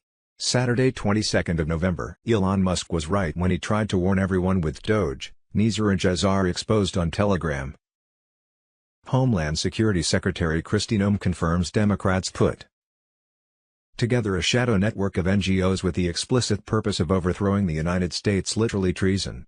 They create an entity to use government dollars, taxpayer dollars, to do something that the federal government isn't allowed to do, a shadow government operation that really has been used recently to undermine our country's national security. Today we are announcing that we have stopped all grant funding that's being abused by NGOs to facilitate illegal immigration into this country. So it's amazing to me the hundreds of millions of dollars that have been spent by the federal government that has been sent to NGOs to facilitate this invasion of our country. They're not just operating in the United States, they're operating outside of the United States to help make it easier for those who want to break our laws. Saturday 22nd of November. 2025 Hillary Clinton, John Podesta, The Clinton Foundation and Uranium One. Is Hillary Clinton the most corrupt politician in U.S. history since Lyndon B. Johnson, Donald J. Trump on Telegram? 20% of U.S. uranium went to the Russians, $145 million. To the Clinton Foundation, and $35 million to John Podesta. A U.S. interagency committee including the State Department, in which Hillary Clinton was the head of, approved Rosatom's 2010 acquisition of Uranium One, a Canadian on the board of a company called Joule Unlimited who held some of the rights, in which he received a total of $33 million from the deal. The Clinton Foundation received $145 million from Uranium One investors like Frank Giustra, who also just happens to sit on the board of the Clinton Foundation and runs the Radcliffe Foundation, which donates large amounts to the Clinton Initiative and other charities. Frank Giustra is also the founder of Lionsgate Entertainment, a major film production studio in Hollywood, and has extensive ties to third world countries, Haiti etc., through not only the Radcliffe Foundation and the Clinton Foundation, but an organization called the Alpida Project. The Alpida Project, which funds and facilitates mass migration in Europe, also has connections to foster children from all over the world, and just happens to use an almost exact match to an FBI-confirmed pedo symbol for their organization's official logo. Bill Clinton and Frank Giustra are known to be good friends and not only working together in each other's projects and foundations, but flying all over the world. While Hillary was in office selling access to the administration through pay-to-play politics and the Clinton Foundation. This is how the money was moved. You want access, you make a charitable donation. This is just one way and layer to how they make and move their money. It's one big club and you ain't in it. You don't want to be either. Do the Clintons, especially Hillary Clinton, take the title of being the most corrupt politicians in history? ZF. Saturday 22nd of November. 2025 American is outraged finding out our tax money is being used to buy homes for people on Section 8, the rabbit hole on Telegram. There are Section 8 programs where you can get a mortgage, and take your Section 8 rent payment and put it towards your mortgage. So did you know that we are paying our fellow citizens' mortgages too? You pay such high taxes that you can't afford your own life, you can't afford to buy your own house, you can't afford anything, but you're paying with your tax dollars, your overtaxed dollars, for somebody else to get a house and pay their mortgage. I am just disgusted. Since 2000, HUD has allowed a home ownership option within Section 8, instead of using the voucher for rent. An eligible family can use it to help pay a mortgage on a house they are buying. Working taxpayers who can't afford a home, are paying for homes for people who don't work. ZG. Sunday 23rd of November. 2025 The height of hypocrisy, Marjorie T. Green, U.S. debt clock on Telegram. She is trying to get out of Dodge before it gets too hot, the donor trails, the slush funds, the insider trading, the backroom deals. No foreign country has any business influencing the halls of U.S. Congress, she thunders in her resignation video. But Green's been their eager courtesan since day one. Her end foreign wars rhetoric masks a fortune in kickbacks from UAE and Saudi-linked POCs, funneled through her Save America PAC to the tune of $800,000 in 2024 alone for consulting on peace initiatives that never materialized. Leaked cables from the State Department, referenced in 2025 WikiLeaks drops, show her team brokering meetings with Qatari diplomats in exchange for $150,000 in travel reimbursements that bought her silence on arms sales to the Gulf. This isn't oversight, it's ownership. Her net worth ballooned 300% since 2021, per Open Secrets data, with no clear source beyond these shadowy wires. When she broke ranks on Ukraine aid in May 2025, it wasn't principle, it was leverage to extract more from Russian oligarch cutouts posing as energy investors in Georgia. The AI takeover she decries. Her family's gym chain, CrossFit Style, quietly inked a $2 million deal with a Chinese AI firm for surveillance tech in 2023, routed through her congressional franking privileges. Foreign meddling. She's the revolving door, and her exit slams it shut before the DOJ's FARA investigators kick it in. Do you believe anything coming from this Reno? She knows she will be exposed. She knows people are going to find out that she's a swamp creature. She knows people are going to look into her history and her husband. She knows the gig is up. So she is trying to deflect as much as possible before people start looking behind the curtain.ch. Saturday 22nd of November. 2025 Trump just activated the kill list. U.S. military invades Mexico to wipe out the cartel empire. John F. Kennedy Jr. It's happening right now. A top-secret presidential directive has been. When the first Hellfire missile hits a cartel fortress and the live streams go dark, remember, this is only phase 1. After Mexico, the targets move north, straight into the swamp. Trust the plan. The Great Awakening is here. WWG1, fight, fight, fight. The reckoning starts south of the border. And it's coming for every last one of them. Hello, everyone. It's Michael Jacob with Unleashing Intuition Secrets. The Insurrection Act. Is it coming soon? I believe it is. Democrats trying to start insurrection. Venezuela war coming soon. Stop drug trafficking. Possibly something going to happen with Mexico as well, and maybe some other South American countries. Cartel war in U.S. cities once we hit Venezuela, right?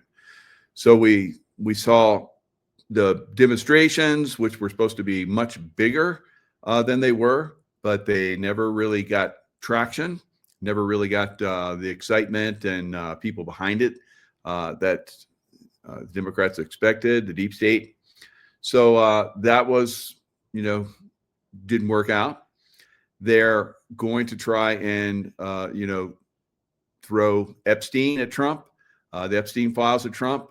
But lo and behold, there's lots of stuff that they thought was that they had destroyed when Obama's little puppet, Joe Biden, or the guy that looks like Joe Biden, came into office. They basically went on a destruction campaign. Now, Trump team, before they left, made sure they had everything. And then they were in the position where they could surveil everything, right? So that's what we've seen over this last 4 years, and now into Trump's first term or second term, first year of his second term. So we'll see a lot of this stuff because we'll talk about it in a minute, and I'll show you guys Q post, which basically we're saying we have everything, right? And just recently they found some burn bags in the FBI. That happens never, right? So burn bags are a controlled item. And when they're filled, that's controlled substance. And they go right straight to being burned, all right? Somebody has custody of them the whole time. So for them to come out and say, oh, look, we found burn bags. And then they start coming out with what's starting to roll out of the Democrats and some rhinos and some Hollywood types that have had, evidence of being involved with Epstein, right? And Epstein child trafficking and so forth. So that's coming out. We've already had one bigwig, and I guess he used to be buds with Epstein, and even asked him advice on dating or some crazy. So he had been, I don't know, some head of Obama's or Biden's administration for finance or something. He was at Harvard, and he resigned from Harvard and went away. Now, I'm kind of like, why? Why would you resign? I mean, we have like in Virginia, we had somebody was running in one of the races there in Virginia that had sent an email and his children, yet he went on to win, and he's going to be in office. So nothing happened to him. There wasn't an outrage about him from Virginians. All right. So why did this guy resign? Was there more dirt? Did he know that they were going to come out with some more stuff? Did they tell him maybe that they were going to come out with some more stuff? Now we know that the Clintons were involved with Epstein on a very, very bad level. Now Bill Clinton has distanced himself from the Hillary Clinton look-alike. So we're going to see a lot of these people basically turn tail and run.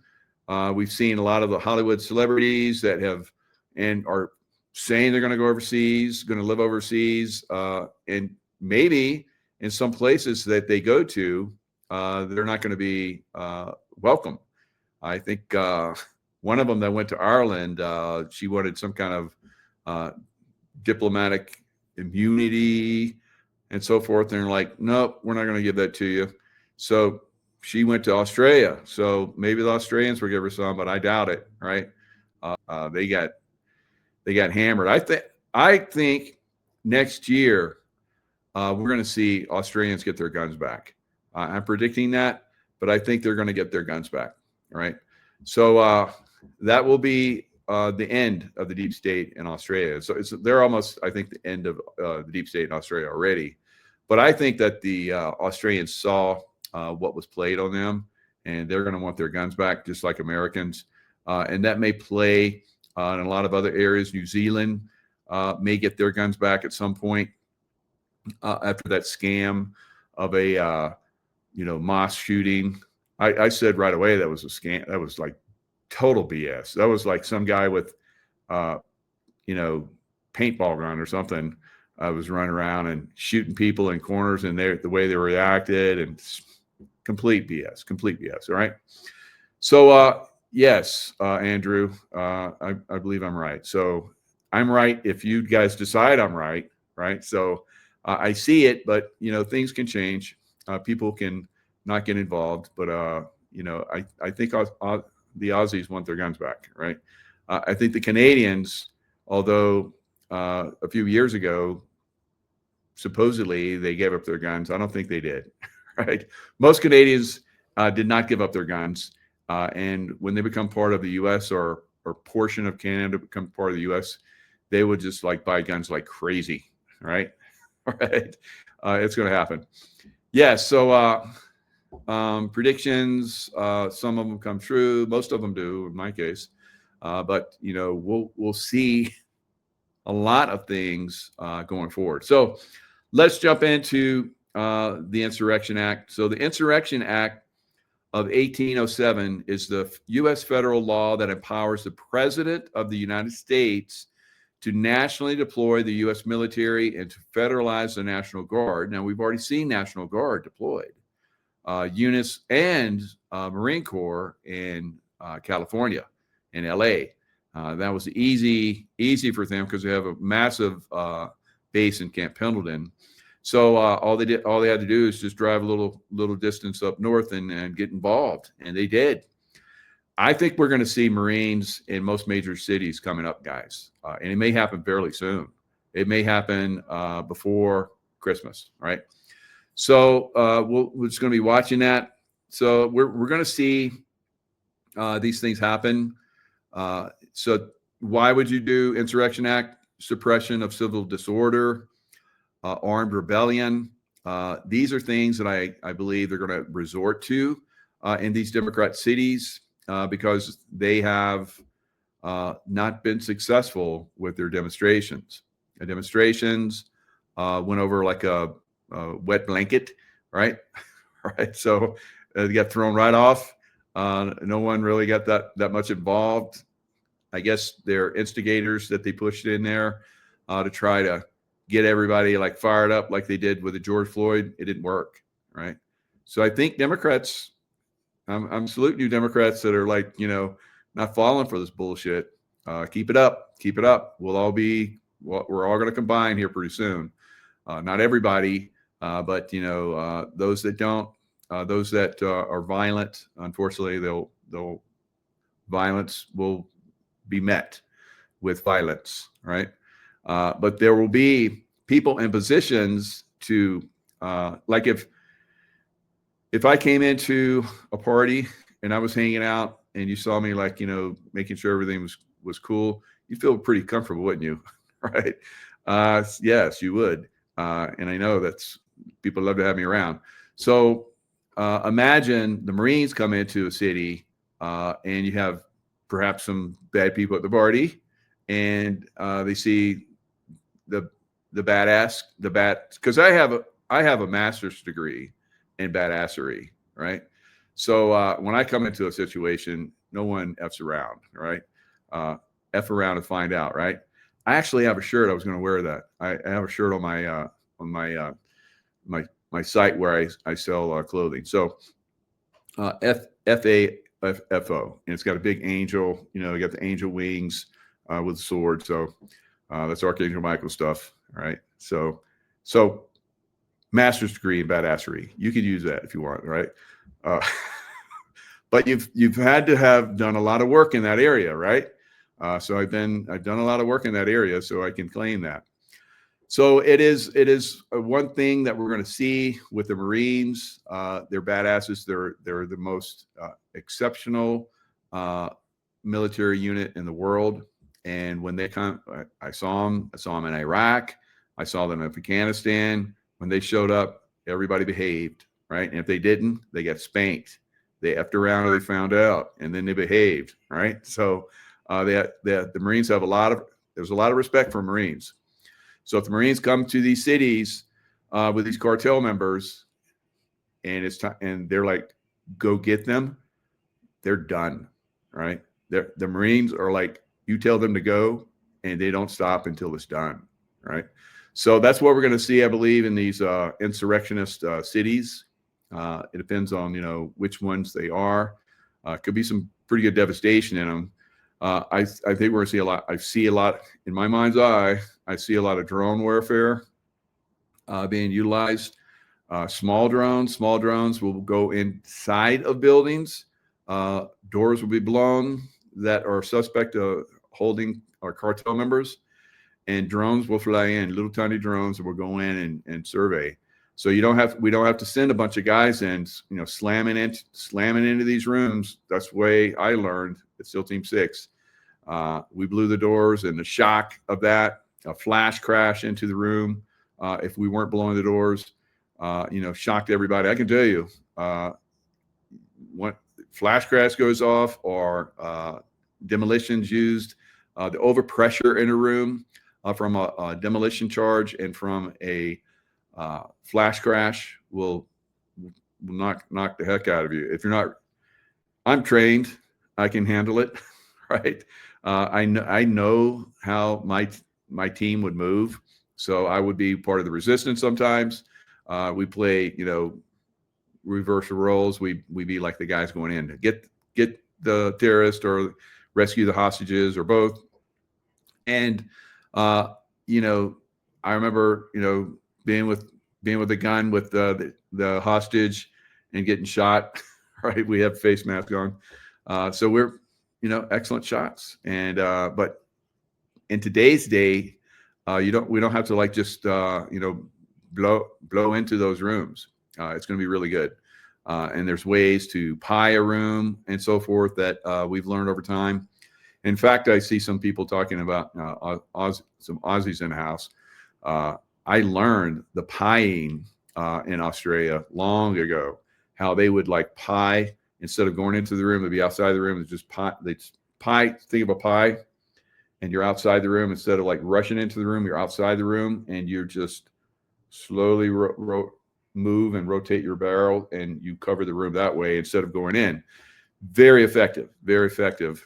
And so, yes, lots of good guys that are going to be involved in this.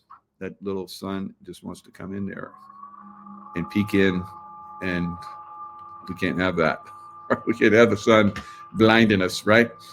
Because it does that. It likes to get over my head and give me a halo. So everybody's like, "Oh, Mike is, yes, I'm tapped in." So yeah. Fancy stuff, right? Lowering the blinds with remote control. That's cool. And so insurrection. Now, Trump accuses, like we've talked about, and everybody knows by now, 6 Democratic lawmakers of seditious behavior.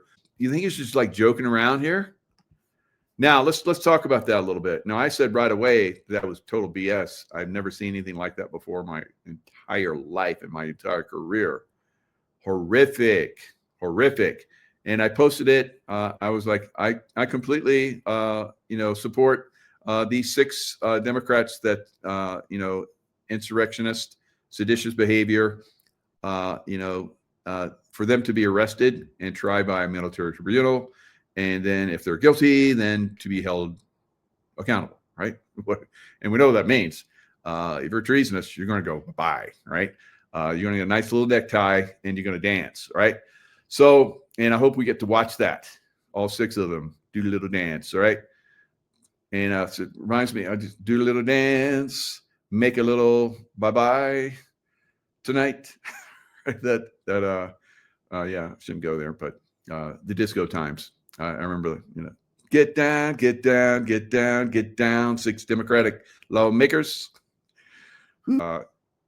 They have sent dozens of, JAG officers to Washington, D.C., dozens, military lawyers, all right? So judicial action is coming for a lot of people, and probably for those 6. So I said that, yeah, they should do their military tribunal, because what are they saying? They're saying military, and some of them have military backgrounds, and some of them are CIA. So they know better, right? But what happened?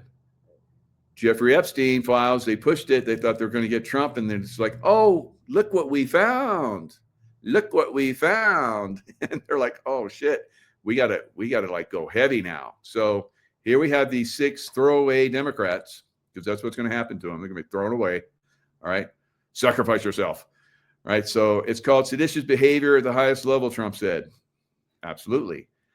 So let's say that we're all at the party, and, we're hanging out, we're having drinks. And I say, people that drink wine, they should just have their heads cut off.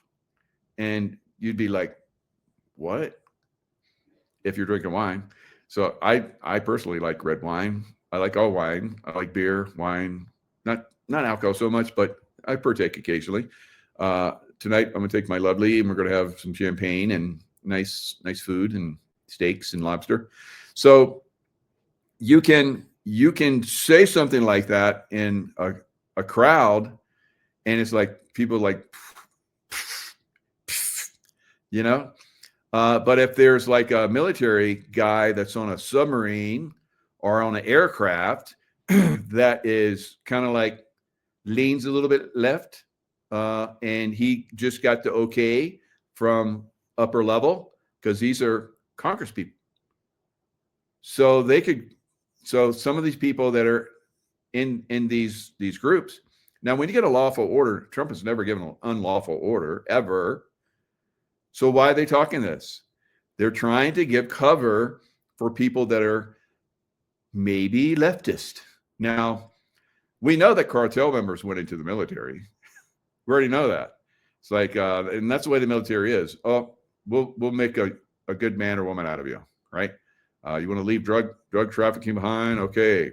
But we know that some of them that went in there specifically to play like the good guy, and they're in there to do bad things in the military. So then you have these clowns, and I think of them as being in clown suits, making these comments, and with their painted faces and stuff. They have potentially caused some serious problems. And if imagine something happens.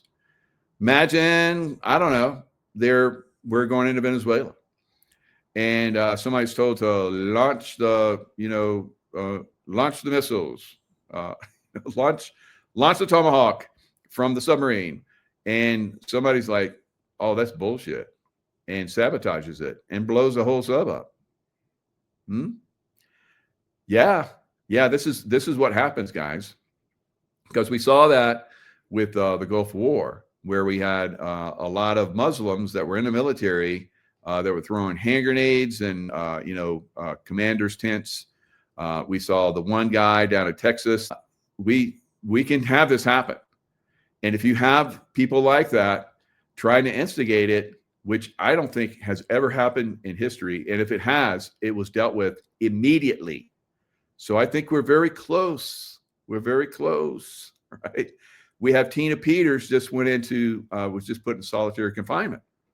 Now we know she has medical issues. So I would not be surprised. They're like, dang it, we need to launch the Insurrection Act so we can get in there with some Marines. And if that's not good enough, we'll send in the Special Forces guys, or maybe both, and rescue her. Right. And anybody wants to get in the way, bye-bye. Right. We have some serious problems in some of these Democrat cities, guys. Right. Very serious problems. So again, if you have the leadership, you have the governor of Colorado that's like, screw Trump. He's saying, release her or else. And he's saying, screw Trump. Everyone below him is like now going to resist. Everyone below him that wants to resist is going to resist. Now, that doesn't mean everybody, but there's a lot of people that will probably put up some fight, guys. And we're gonna see this going forward, unfortunately. So all 6 of those at some point will be punished. Their punishment will be death, right? That's my belief. Whether it happens or not remains to be seen. But I think we're going to see it. It's pretty obvious to me. So the Epstein files, like I talked about, it's a collection of documents related to the investigations and prosecutions of Jeffrey Epstein, right? Trump kept egging them on. It's like, why do you want to keep going after that? And everybody's like, because it's there's a lot of illegality there, like children, and I don't know. So he's like, reel them in. All right. So you want those files released, do you? All right. You thought you destroyed all the ones that related to you, didn't you? So now we got the stuff on you, and that's what's going to happen. So Kash Patel uncovers burn bags in a closet. Just some closet had some burn bags. That is so funny to me. A new report claims that FBI Director Kash Patel, did he personally find these? Found bags filled with documents. I guess, he's a leader, so he's just going to take, yep, I'm the leader here.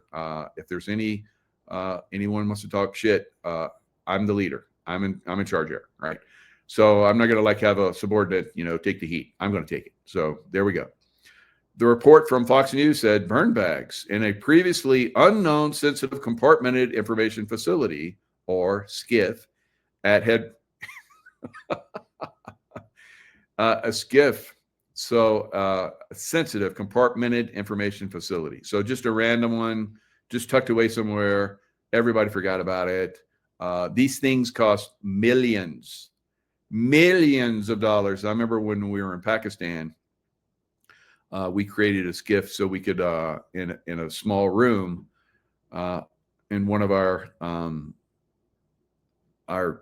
command structures, we would have walled little compounds, and in these compounds, we had Pakistani security, and a lot of these guys were like former military. Really, some of them were really good guys. And I think sincerely, and then some of them would have ran, like we saw at some other bases, like in Benghazi. So we're seeing, a lot of this silliness. So in Pakistan, we had in our, walled, compound, where not only did we have Pakistani, we also had us like badasses, with degrees in badassery. We were all, standing guard too, and we had, of course, with body armor and stuff. I could have my body armor, my sidearm, and my rifle on and heading out the door. I think probably about 15 seconds or less, right? So throw the covers back, put it on, out the door, right? I might not be all that presentable, for I'm not going to have all my, badass hoochie coochie clothes on for, I'm going to be ready to go. Right. So that's the way it was in these compounds. So they created a skiff. I think it cost well over $1 million. It was just one room. It was a radio room, and the wires into it. It cost over $1 million, and then Osama bin Laden got taken down, and we stripped it. We stripped it, and we left that compound.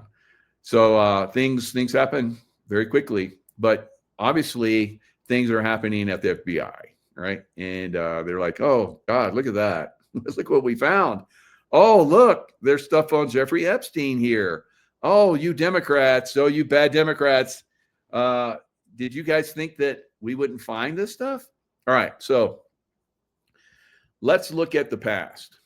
Let's look at the past, and the past will inform us. So we've talked about Q for a long time. Of course, they've come in and said Q was BS and blah, blah, blah, right? So Q, the Q boards were basically, I think, Intel. It was when I look at the Q boards, the Q Intel drops, that was like badassery, right? Badass Intel drops for all of us humans, right? On the other side of the Intel wall. All right. So from that, QAnons would come in and they'd have their comments. And that's where we had, some bad actors come in and make comments. And that's why Q got a bad name. Of course, when we see all of the media that's controlled by the deep state, come in and say it's conspiracy theory stuff. It's like, it's a no-go. Right. So all of you guys that fell for it, you're dumb, right? And the rest of us are like, you guys suck. You guys need to go bye-bye. All right, so here, let's look at it. Let's look at what was said. Let's look at what was said, right? So, yeah, we have it all. We have it all. How about that? So when was this? This was April 26, 2018. So it's been a little while, right? The right people have the information. Good people are acting on the information. Think Goog. I don't know if that's Google or what the heck that is, but they talk in riddles. Think NK. I guess QAnon would probably say, "Oh, geez, Mike, it means this, and maybe I've heard of this over the years, but many shared users, foreign and domestic, verifiable access codes, fake emails, game forum comms, new intel revealed today, Gmail comms, define Evergreen. So Evergreen was the CIA business front, right? So and then I remember that Evergreen ship that went sideways in the Suez Canal. Oh, I was all over that. My remote viewing was like blew that up. My platform blew up. Newsweek came out and talked shit about me. So like, I must be really hitting home runs on this stuff. So yeah, it is. There's a lot of us that are tapped into this stuff. Q is God info, in my opinion. And so some of us are tapped into. If you have a master's in badassery, then you're probably tapped into God's source, right? And God talks through you. So that's what I feel. So anyway, you can take it for whatever it is. Jair Bolsonaro arrest. So the Trump of the South America, Brazil. So they went through the same process that we did with J6, but their I don't know what date it was, but they felt that the election was stolen from Bolsonaro in Brazil. It was, right? And Bolsonaro and Trump are really good friends. And afterwards, Bolsonaro came up and met with President Trump, or former President Trump. He was out too. So I don't know. Maybe they're crowning each other's shoulders, but I doubt it. But so they were probably game planning, guys. Right? So Jair Bolsonaro was arrested on November 22nd. Right? That's today. after being deemed a concrete flight risk. Concrete, it's like solid, or is that like we're going to wrap him in concrete and dump him into water? His feet will be wrapped in concrete and he will go for a long swim. All right, so I don't know. Pretty crazy stuff. He's got 27 years in prison for doing basically what J6 was, right? They blamed it on him, just like they tried to blame J6 on Trump. But we know that there were instigators on both sides. In the crowd, I saw a lot of them. I commented on a lot of them. Now, we were definitely getting jammed. Those of us that were at J6, our phones weren't working. Definitely getting jammed while we're there. So we weren't allowed to do real-time information, but I took video and pictures, right? But I was very smart about how I used those. I was going to put those up. I remember doing a YouTube and, talking about it, but I never put any of that stuff up so they could be used against me. And fortunately, no FBI bubbas came to my door, right? Although it seemed like there were some people that were in my chats occasionally that were threatening that was going to happen to me.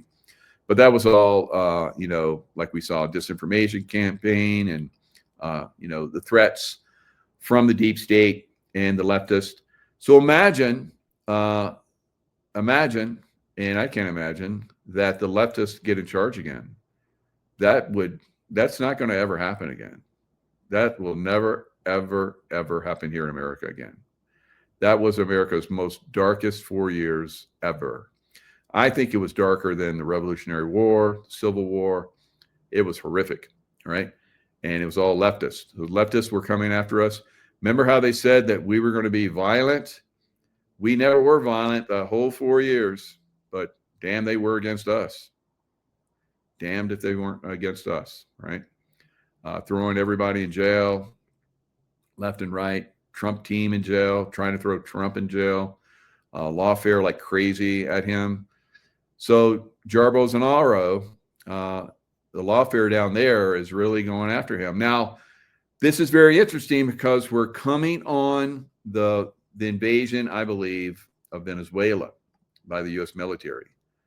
And I don't know if how much invasion is going to be involved, but they're going to blow the hell out of the military and basically somebody else is going to take over.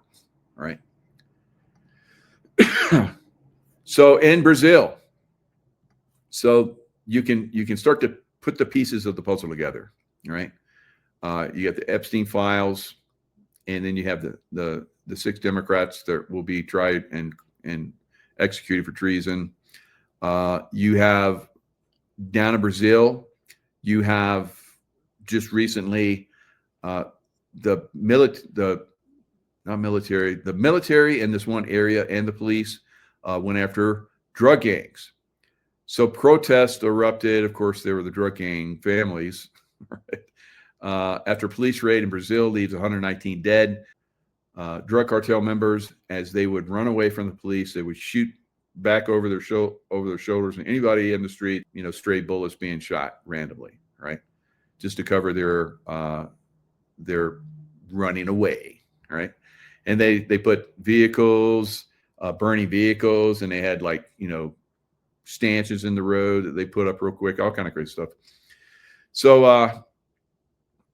a lot of people are starting to see. So I believe that was a pushback on Lula.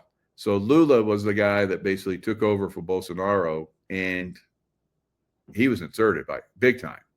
He was actually, I think he was imprisoned for election fraud at one point, and then once he gets out, then he shouldn't be able to run for office again, but he runs for office and becomes the president of Brazil. Yeah, so Brazilians are like, bullshit. And so they push back. Of course, they're leftists in Brazil, love him. But Lula did not come and help the guys when they were going after these drug gangs in these multiple neighborhoods. And there was like a total war that erupted. Now, I believe that type of war that we saw in Brazil with the police and the paramilitary groups going after the drug cartels is what we will see in big blue cities, right? Because you look at all of the governors and the mayors in the big blue cities, they're all paid and bought, just like the Mexican. What's her name? The Mexican president. Can't think of her name right now, but anyway, we know that she and everybody in Mexico knows that she's bought and paid for by the drug cartels. Claudia Scheinbaum, right? And I'm not looking to see if somebody wrote that. If you did, good job, right? But it came to me, so I'm trying to make my brain think more. I cheat sometimes. I like have you guys think for me. I'm like, no, I need to make my brain think. So, but yeah, I still like the help. If I get stuck, yeah, I like your help. But yeah, so Claudia Scheinbaum, Jewish princess, right? So she's the head of the drug cartels of Mexico. So people are like, about to go revolutionary and down in Mexico. Now, what's also interesting about this, so we have Brazil getting ready to push back and roll over there and probably go insurrection mode in Brazil. We're probably going to see the same thing in Mexico. Trump was recently asked, would he launch strikes in Mexico to stop drugs? And he says, it's okay with me. So, of course, the press has twisted that and said that President Trump is going to bomb Mexico. Right? No, he's going to bomb the drug cartels, not Mexico. He's going to drive big difference. All right. So, that he's really beefed up with military all along the border, right?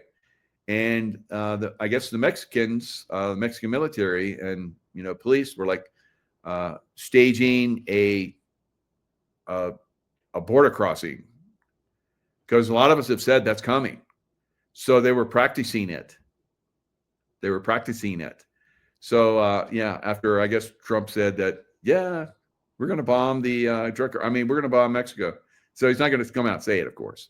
But we know. Consuela? Consuela? No. No, it wasn't Consuela. So we're going to see this thing kick off, guys. So when it kicks off, that's when the drug cartels, I believe, in the big cities are going to kick off, and we're going to do the Insurrection Act, right? And after we get the Insurrection Act, then those 6 knuckleheads are going to stand trial and go bye-bye. And anybody else who wants to play that game going forward, we got some governors want to talk smack, right? You want to FAFO? Come on, let's go. So we've already seen Newsom has already started talking smack. So he's already got that FAFO going on.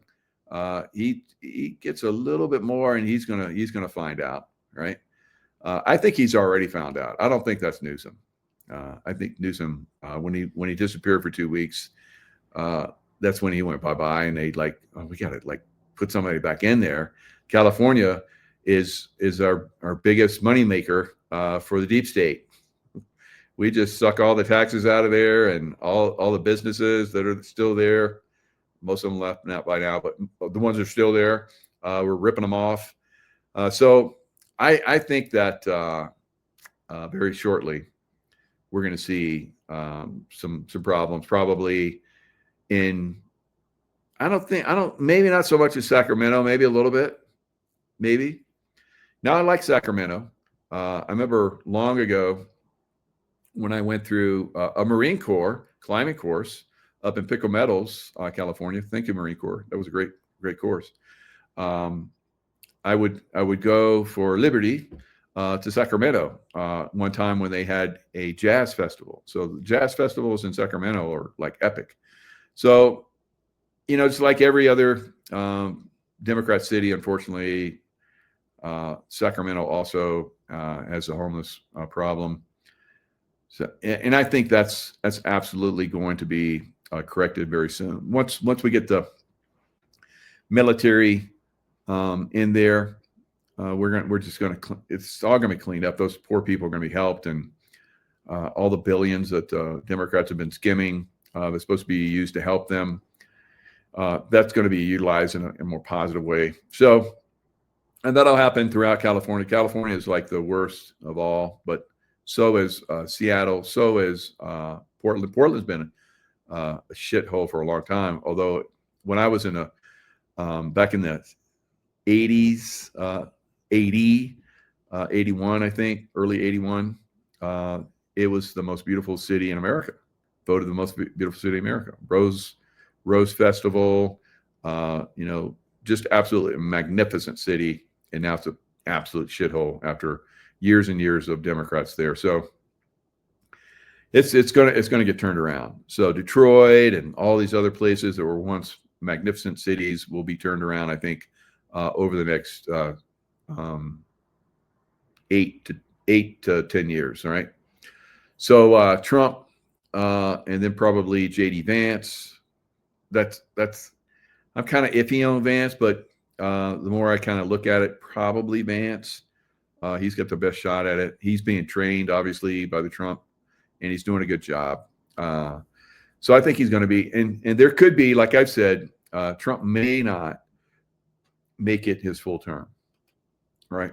So, and if he doesn't, and you have Vance trained up, it's an easy transition. So we may see 12 years of Vance, 8, 9, 10 years of Vance as president. So that's a possibility.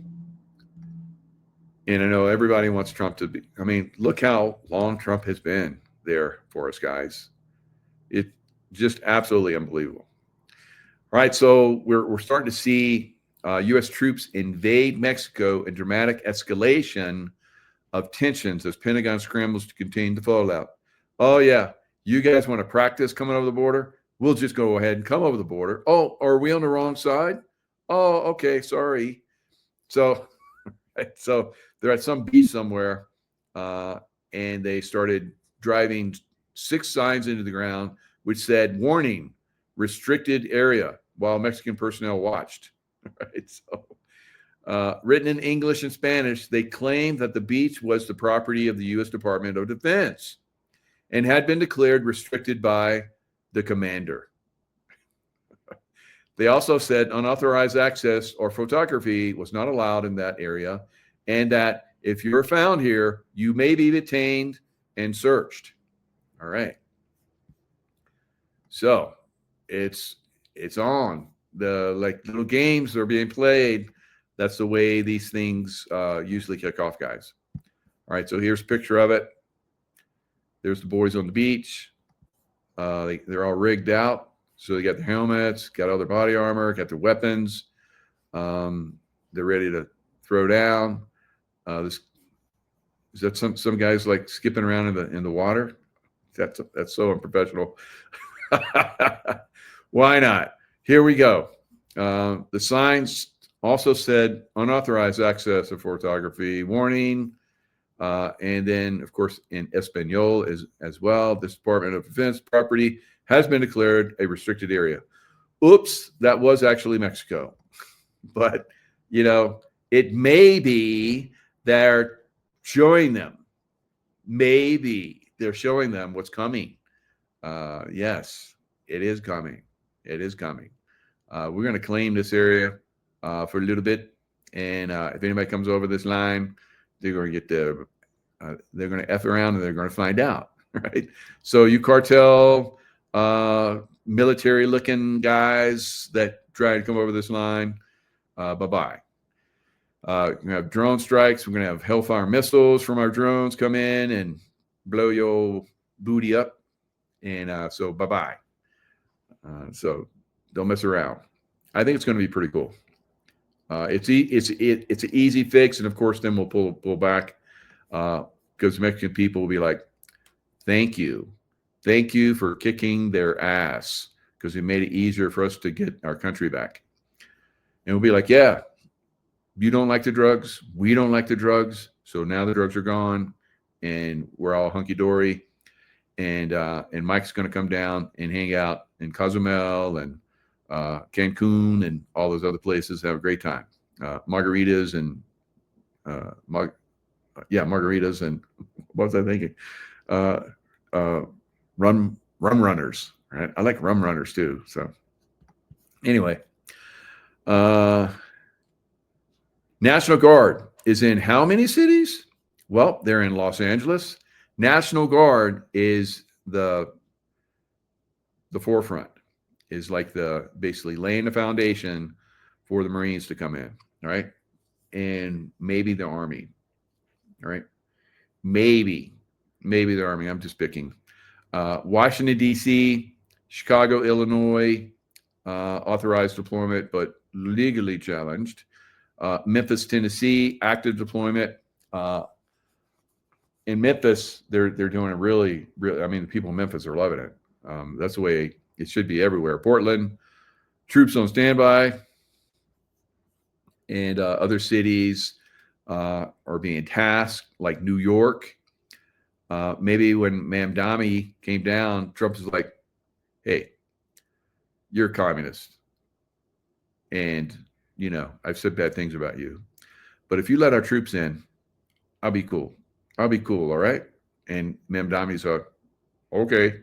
So troops go in, and then eventually Mamdani, man dummy, is going to go bye-bye.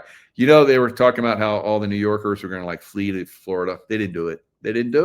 All right. There may be a few, but it's not happening on big numbers. All right. New Yorkers are like, "Oh, F that. F that. We're not giving up our city.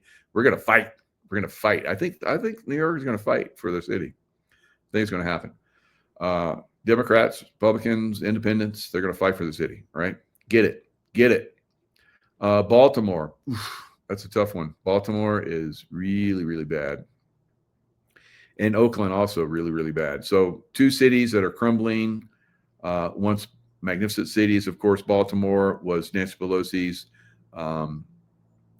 mafia father, ran that city as a mayor and brought in the drugs and made it the heroin capital of America. So not so good. So Nancy is, of course, Mafia Don's daughter, and that's how she's gotten away with a lot of stuff.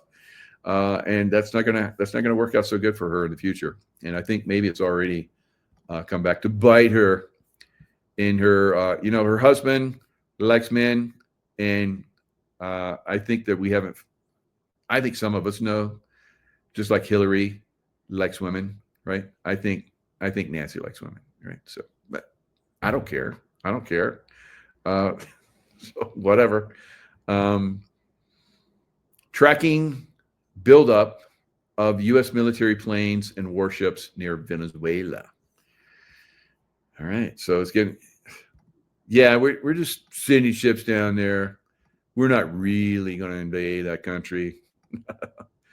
We have the biggest aircraft carrier in the world there, right? Several U.S. military planes have been identified operating off the coast of Venezuela.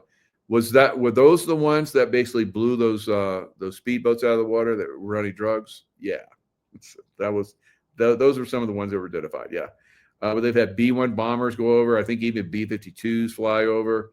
It's a little intimidation going on. The buildup is the largest U.S. military presence in Latin America in decades, and has since I don't know. I was there for the invasion of Panama. I guess I don't remember where we had a bunch of ships off the coast, but it was a special forces deal pretty much. So the buildup is the largest military presence in decades, and military action against Venezuela. This comes after a series of U.S. airstrikes against alleged. BBC, of course, wrote this. Alleged. They saw them come out of they know where the warehouses are, where they're creating the drugs, because they have like crazy amounts of electricity going in these warehouses that's being used. And that's to build out the,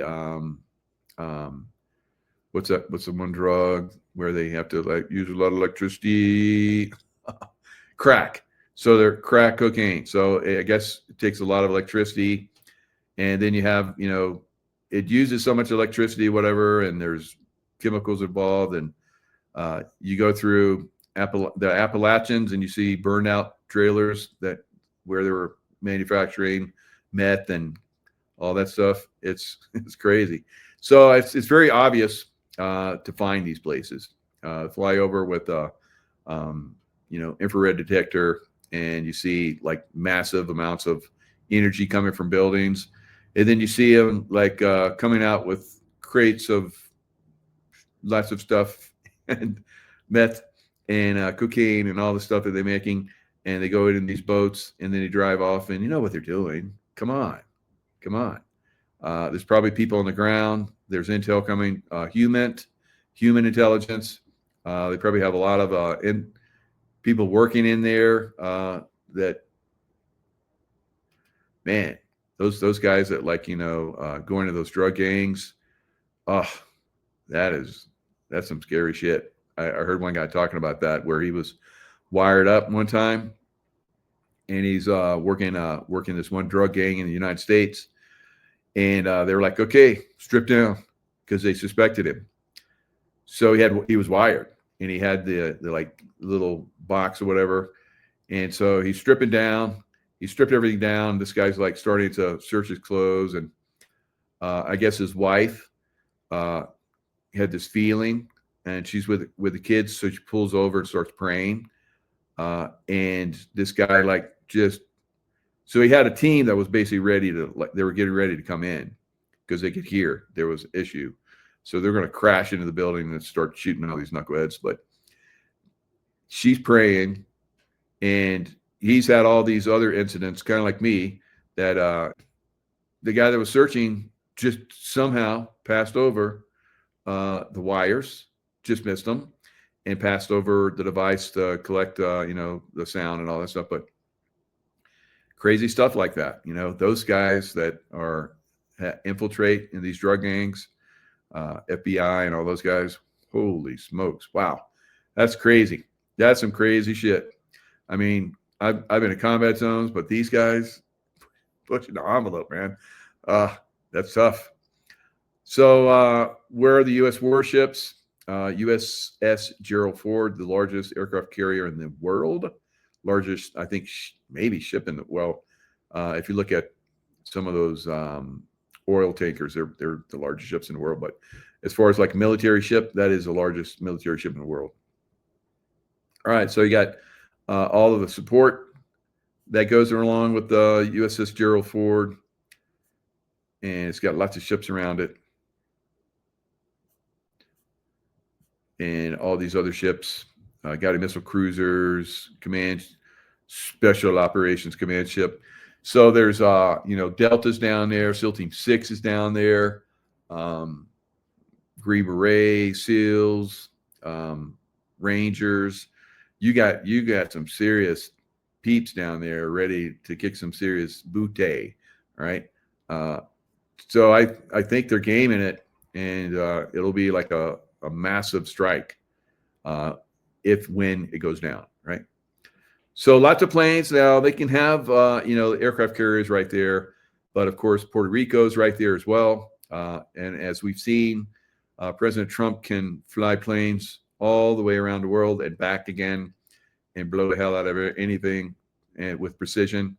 So if they're real close, that makes it a lot easier. All right, U.S. B-52 long-range bombers briefly appeared on flight tracking website. So they've been over there. I think the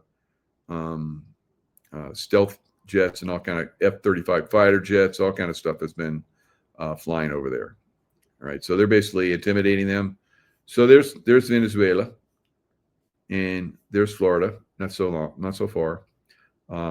Puerto Rico, is that right over there? I think so. I think that's Puerto Rico right there. So they're very close. Of course, Cuba, right there, and Haiti and Dominican Republic. So we're buds with Dominican Republic. I work with some of those guys in Iraq. They're really good guys. I did a trip. I got a paid trip to Dominican Republic. I always want to go there after working with those guys in Iraq back in the, what was that? 2000, 2002, 2003. Really good guys. And so I get to go there, LifeWave. High up in the in LifeWave, so they pay for my trips to all kind of exotic places. So I went there and I was very happy. Very, very good people in Dominican Republic. Beautiful, beautiful island. Of course, Haiti, just right on the other side, at the other end of the island, not so much. Quite a shithole, unfortunately. So, and that's the deep state stuff. Of course, Hillary Clinton and her brother was there getting the gold from Haiti. What a bunch of horrible people. They did, HARP on them, created the earthquake so they could get control of the island. That's so crazy. So we got to take these people down. So, conducting strikes. So off of Colombia, Colombia could be another target, I think, for us. Or at least not Colombia, because we were pretty much cool with Colombia. But the cartels that are in Colombia, I think there are going to be some strikes there. So 6 strikes off the Colombian coast, 7 strikes off Venezuelan, 3 strikes off the north eastern coast of Colombia. So, and then 3 strikes off of Mexico. So, 1 strike off Dominican Republic. Was it coming there? Was it leaving there? That's kind of interesting. So we're going to see some serious action down south, and I think that's why they have so many down there now. In Puerto Rico, I guess they have a lot of Marines. Now the Marines, I think, if we do the Venezuelan strike, we could probably see the Marines not go to Venezuela into the jungles and stuff, but to American cities and go after the cartels in American cities, right? That's what I think is going to come. So it's easy for them to, if we do the Insurrection Act, for them to fly from Puerto Rico and right into American cities.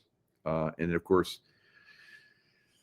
so the National Guard, places where they have all those military vehicles, they'll start rolling them out, and I don't know if Marines take control of them or what happens. I don't know. I don't know how the Marines are going to get their vehicles and so forth, but maybe they're pre-positioned. We'll see. All right, so lots of interesting things. What a large-scale U.S. military action against Venezuela will look like. Maduro said 8 vessels plus a nuclear submarine armed with 1,200 missiles deployed to the region were a historic threat to Latin America. Yes, and there's a lot more. There's a lot more. 1,200 missiles, that's drop in the bucket. U.S. warships and the nuclear-powered fast attack submarine. Of course, we can send a lot of them there, and that's just the ones you know about. And then, of course, the Special Forces guys have all kind of secretive stuff. So lots of ships down there, guys. USS Lake Erie, CG-70, got a missile cruiser, Arleigh Burke-class guided missile destroyers, USS Jason Durham, USS Gravely, USS Sampson, and embarked U.S. Coast Guard law enforcement attachment team. So, again, we have U.S. Coast Guard, too, which can do interdiction and so forth out in the international waters as well. So lots of volume of military can come into this very quickly, and I think they will. Trump addresses Marjorie Taylor Greene feud after dubbing her a traitor as MAGA faithful turn on each other. So I don't see it as that. I think Greene. Now I really haven't liked Greene for a long time. I even one time said, and I wasn't kidding at the time, but maybe I was wrong, that she was a man. Right? I don't know. But so other people have said, yeah, I think so. But I looked, and I don't know if she had kids or what. But so I don't want to insult her. That I don't want to piss women off. But she looks like a man to me. All right. So anyway, haven't liked her for a long time, and not because of that. It's just that she rubbed me the wrong way. And as we're seeing now, she's a baddie, right? Trump dubbed her a traitor in a True Social post. Now I saw where she made her statements at 4 or 7 minutes. I forget how long it was, but she had she had it all. Somebody had written it for her, I think. So, because I don't think she's playing for the good guys guy. I don't think so, and I don't think she has for a long time. So she basically read out her version of the way things are, and Trump is like, she's a nice person. Good luck to her, right? So I think that's perfect. That's the way it should be, right? And because she's done. And it's funny because Laura Loomer, minutes after she resigned, Laura Loomer said, Loomered, because I guess she was hammered pretty hard too. So she's out. Now, she's not out yet. You know what? She said she was going to be leaving in January 5th. So I guess Congress comes back. So she's abandoning GOP. So we know how we're tight on people in the House. So she's leaving. That should tell you right there she's not on our side, right? So she should stick it out till the end. But she's going to resign. Now, you're like, oh, she's going to resign. She doesn't, just one party system. You know, she's always been a MAGA supporter, blah, blah, blah. When she resigns on the 5th, she will have been, on the 3rd is when it happens, but by the 5th, she has 5 years. 5 years in Congress. Why is that important? Because she gets retirement. Resign right now, Marjorie. Right now. If you're going to resign, do it right now. No. She's going to wait till the 5th of January so she can get her retirement for life. I worked for 24 years in the SEAL teams, risked my life in combat action, risked my life jumping out of planes, high altitude, low opening, blowing stuff up, shooting crazy, the tier 1, you name it, I've done it. Badassery, big time. So now when I retired, I couldn't retire until 20 and get a pension. Now I retired with 24 years, but when I retired, I get the same amount as a cook in the United States. Not to diss the cooks. The cooks are great. I love the cook food, right? In the military, I've eaten quite a bit of it. And maybe in the future, maybe I'll eat some more. I don't know. You'll never know. Maybe a lot of us are going to get involved in this insurrection. So militias and all kind of crazy stuff. So I don't know, why she would just wait till that day. Do you? Right. So she gets a pension for life. Now she doesn't start to collect a pension till 62. All right. So just to be fair on that. And she also gets health care for life. Right. She'll have to still pay into it to get, premium services and so forth. But yeah, she's not. That's a bullshit. How many of you out there worked like 20 plus years and retired? 5 friggin' years they get retirement. That's bullshit. Right? So, and of course, if they stay longer, they get more in their retirement, just like any one of us would. But their retirement is pretty substantial. Right? I've looked into it. They get quite a bit. Now, I'm going to read what this one Marine, who's I guess running for her district, Semper Fi Marine Corps, go. All right. He's a candidate because she's not going to win. And I guess she was like, well, maybe I should run for Senate in Georgia. And GOP is like, and then she's like, maybe I should run for governor. And the GOP is like, and well, I'm not going to be reelected. She knows that. So bye-bye. Right. So she's going to resign. She's going to resign. Okay. So I couldn't figure out why Marjorie Taylor Greene chose January 5th, 2026 to resign. But y'all know me. I always dig because I'm a nerd. That date just happens to be 2 days after her congressional pension for life. Let me break it down. Members of Congress only need 5 years in office to lock in a lifetime federal pension paid for by us, right? Paid for by Georgians, or I guess for all of us. It's federal. MTG was sworn in January 3rd. 5 years later, January 3rd, and then 2 days after that is her golden parachute fully secured. So some of you guys that still are weeping because Marjorie Taylor Greene just resigned, look a little deeper. Look a little deeper, right?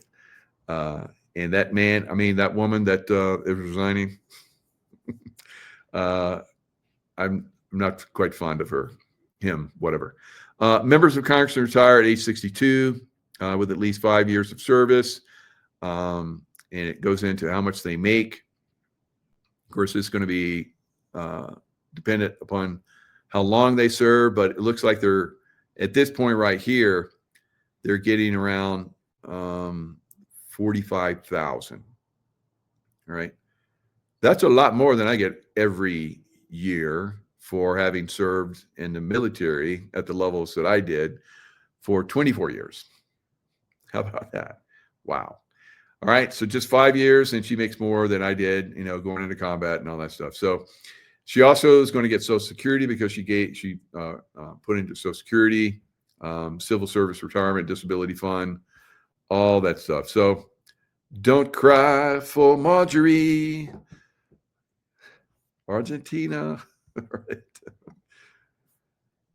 Yes. So I get some other stuff in here. I'm not gonna. I said enough. I'm done. All right. All right. So I'm done. Done. All right. So look at that sky back there. Isn't it beautiful? Here, I can put the blind up. So maybe we can get a little bit more of it before I go. All right, guys. You know the deal. Stay in the love vibration. Now, the love vibration is a frequency field, of course.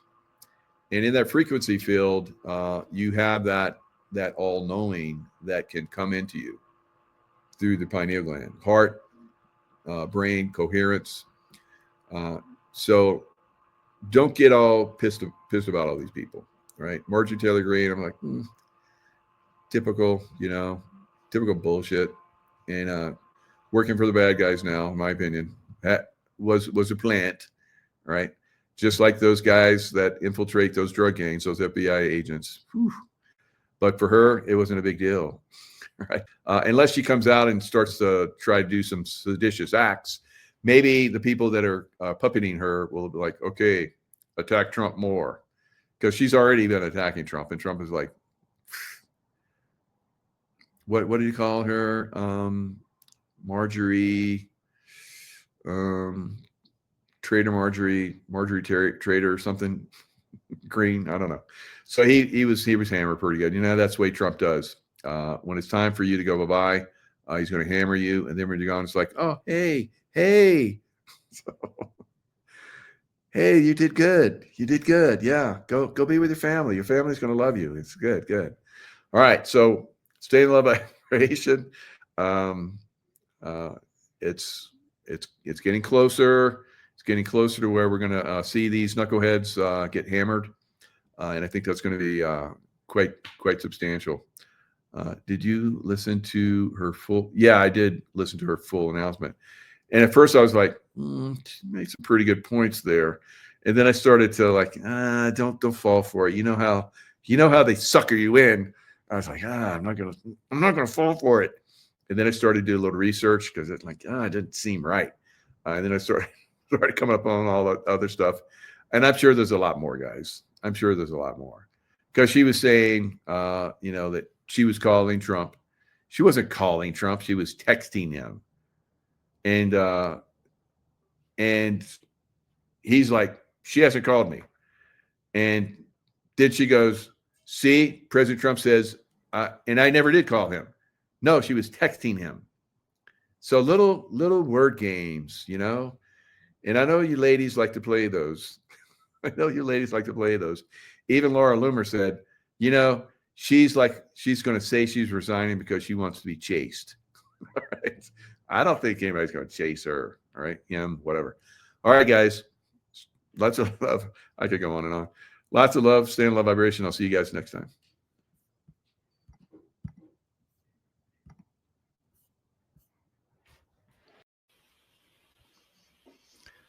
Hello, everyone. It's Michael Jaco with Unleashing Intuition Secrets, joined once again by Jim Manning on the anniversary of JFK assassination, which is actually tomorrow, right, Jim?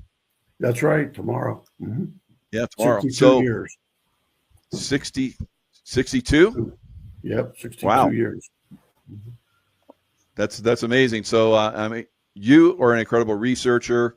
We've done a lot of shows, and you've done Sure. a lot of interviews with James Files, who we know right. that was behind picket fence. Yeah, James. I spent about 5 hours up in Lincoln, Illinois, filming. He came out with so much that he couldn't do before, because he always thought that if he admitted to anything else, that he would be arrested. Because they would never be able to arrest him, because that would blow the Warren Commission out of the water. So he was able to get by with that. But since he's in hospice, he knows he doesn't have much time, and so he wanted to come out with everything. But like myself, it was only in recent history that I knew that he was a 28-year member of the Central Intelligence Agency, and he called in daily to David Atlee Phillips, and wherever David Atlee Phillips was, he got that call. If they needed him, David would tell him, go to the airport, there's tickets waiting for you. And if they didn't need him, he'd say, well, have a nice day. And his number, I believe, was 4214, close to that anyway.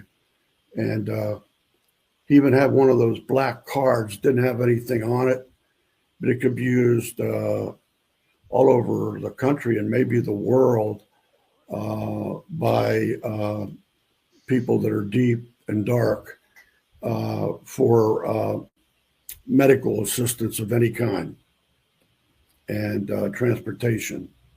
And I don't know if he still has that card or not, but I heard he had one of those. So many things that come out that make you realize that he was the real deal. Yeah, most definitely. And he's talked on our shows before, where he was part of assassination teams. Former President Bush Senior, George H.W. Bush. So I've done a lot of research. I've had a lot of people on my show that said that he was not born in America. He was born in Germany, and his father was German, and their last name was Scherf, and they changed it to Bush when they came to America. That's true. I believe so that. You know about that too. Oh, good.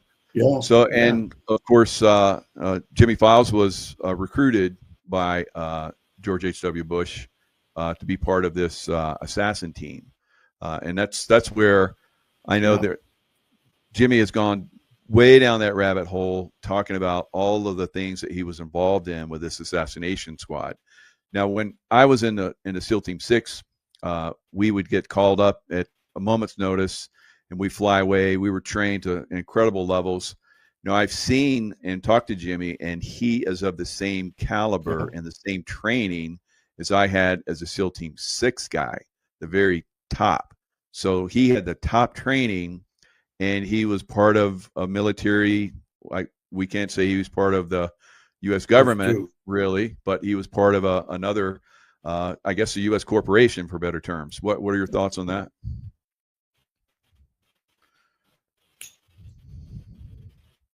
I don't have him on the screen. Yeah, I can hear you. Go ahead. It's a little bit of a gap. Anyway.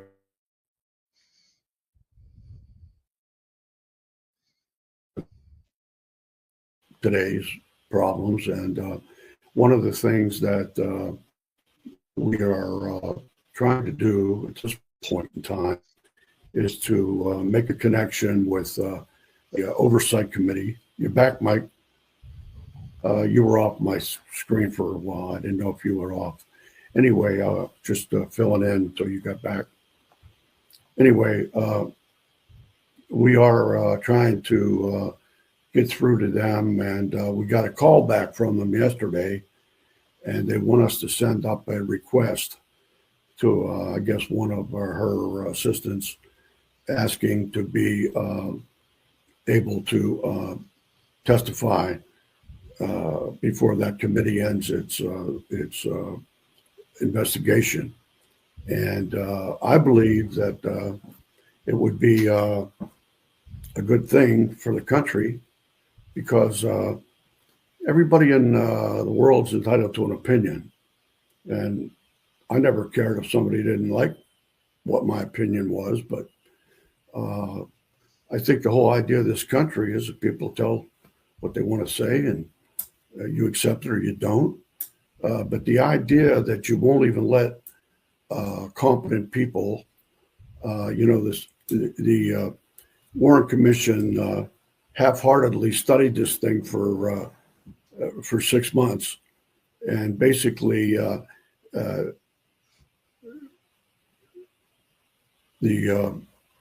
Alan Dulles could have written up this whole thing probably in 3 days himself. But anyway, they took 6 months, and I took 60 years. And it's amazing to me that with the 150 YouTubes that I've done, and all of the evidence that corroborated what I said is out there now on those YouTubes. And not one time as a newspaper columnist or a television news service. I mean, you wonder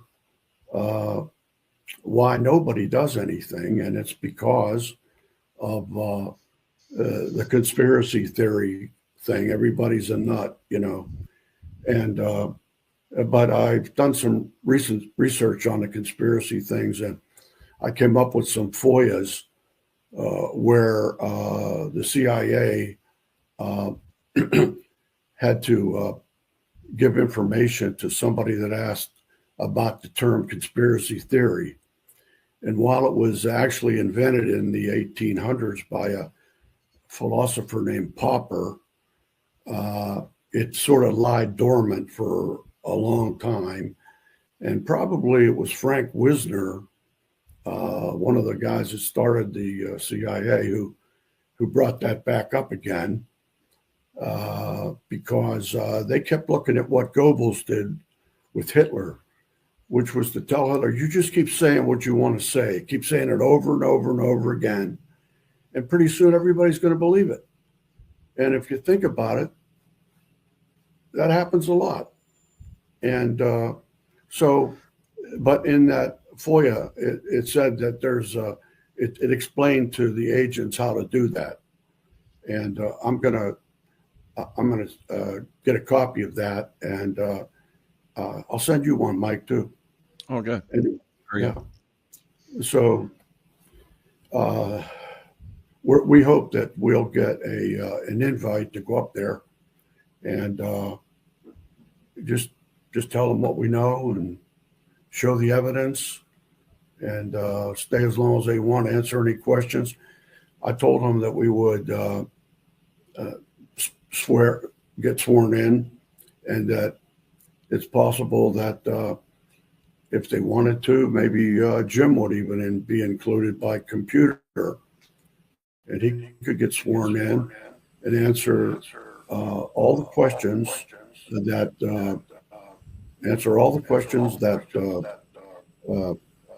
the people on the committee might have. And so I think that right now, with the situation the way it is in the country, there'll be a lot of heat on the president in the next month or two. And if he were to make an announcement relatively soon, actually tomorrow would be the best day, that there will be people coming up to that oversight committee who have another direction that they want to look at. And he might be the president who, after 62 years, brought out the truth. And that's the kind of thing that probably would help him, whether you're a Democrat or a Republican. Absolutely. Well, let's see if we can get Jim. Can you see if you can talk now? Can you hear me now? Yeah, we got you. Good. Okay. Well, that's great. I missed part of what you were saying because of our audio issue, but over the weekend, I went to my 45th college class reunion at the Citadel, and I met with Nancy Mace, Congresswoman, Republican from the 1st District of South Carolina. She's going to run for governor in South Carolina, and I'm going to support her. And we're hoping that I've got her Director of Operations contact, and I'm going to send him a package of material, including this podcast, and hope that, it'll also increase our chances that we'll get an opportunity to speak to Congress about and get Jim and Pam to, I guess by computer because of Jim's medical condition, to testify before Congress. But to me, if they know about it and they're not willing to at least listen to what Jim has to say, who am I? I was 5 years old when Kennedy was assassinated, but I found about this information, from our previous calls when I was with the state police in Virginia, and tried to kind of make it public. And it just seems like at every corner, there's some kind of opposition that wants to, that doesn't even want to hear the story. That's the interesting thing. It's not like they say, okay, well, come on in and sit down and tell us what happened. And then they, I guess they don't want to spend the rest of the year feeding some kind of disinformation. The old motto, deny everything, admit nothing, and make counter accusations. So, when you broadcast the truth, then they've got to spend all this energy on, look what they did with Lee Harvey Oswald. They covered up all the physical evidence involving damage to the limo. They took the rifle. They took JFK's body. One of the things James Files, I talked to him day before yesterday at lunchtime, him and Pam, and he wanted me to make a point, and a lot of people don't understand this, but that in 1963, now think about this for a second, because I wanted to, make sure that's Nancy Mace. She's a Republican conservative. She was the first woman to graduate from the Citadel, class of 1999. And she's running for governor in South Carolina, but she's a great person. She's the one, if you go on YouTube and put in her name, Nancy Mace, and Cheadle, the former director of the Secret Service after the attempted assassination of Butler, she's the one that ripped Cheadle in Congress during that interview when Cheadle gave all those BS answers. Oh, we'll have to get back with you. And she wasn't answering anything. And they all called for Cheadle's resignation. And I personally think the Secret Service was involved. I hate to say that, but I know they were involved in the JFK assassination, so why wouldn't they be involved in, but back to the point that James wanted me to make on, in 1963, and there's a lot of your audience members are going to roll their eyes when they hear me say this, but in 1963, technically it was not against the law to kill the president. Let that sink in. In 1963, Texas police had the jurisdiction to investigate and prosecute that case. The Secret Service took all the evidence away from them, the car, the gun that they claimed, which was not really the gun used, but they took all this evidence and then made up this story over several months, the Warren Commission, and said it was Lee Harvey Oswald from behind. No court case, no testimony, no anything. And then all these other witnesses that saw, people that said, hey, I heard a gunshot from behind the picket fence on the grassy knoll. Like 40 or 50 people said that. But none of those people were interviewed by the Warren Commission. And if they were, their testimony was not included in the Warren Commission. So could Lee Harvey Oswald orchestrate that after his death? No. I mean, it just shows that the government was behind it all. But Jimmy wanted me to make the point that in '63, it was elected officials or the president or whatever. There is now, ironically, it was Lyndon Johnson that was behind that. That picture that you just showed a second ago was a reenactment with James Files in 2020 of him standing behind the picket fence on the grassy knoll.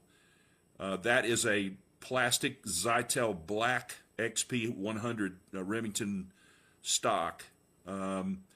That did not have a barreled action. And at the time, he was a convicted felon, so he couldn't have a firearm, but he's posing for that photograph. You can see the briefcase on the ground that simulates, Kennedy.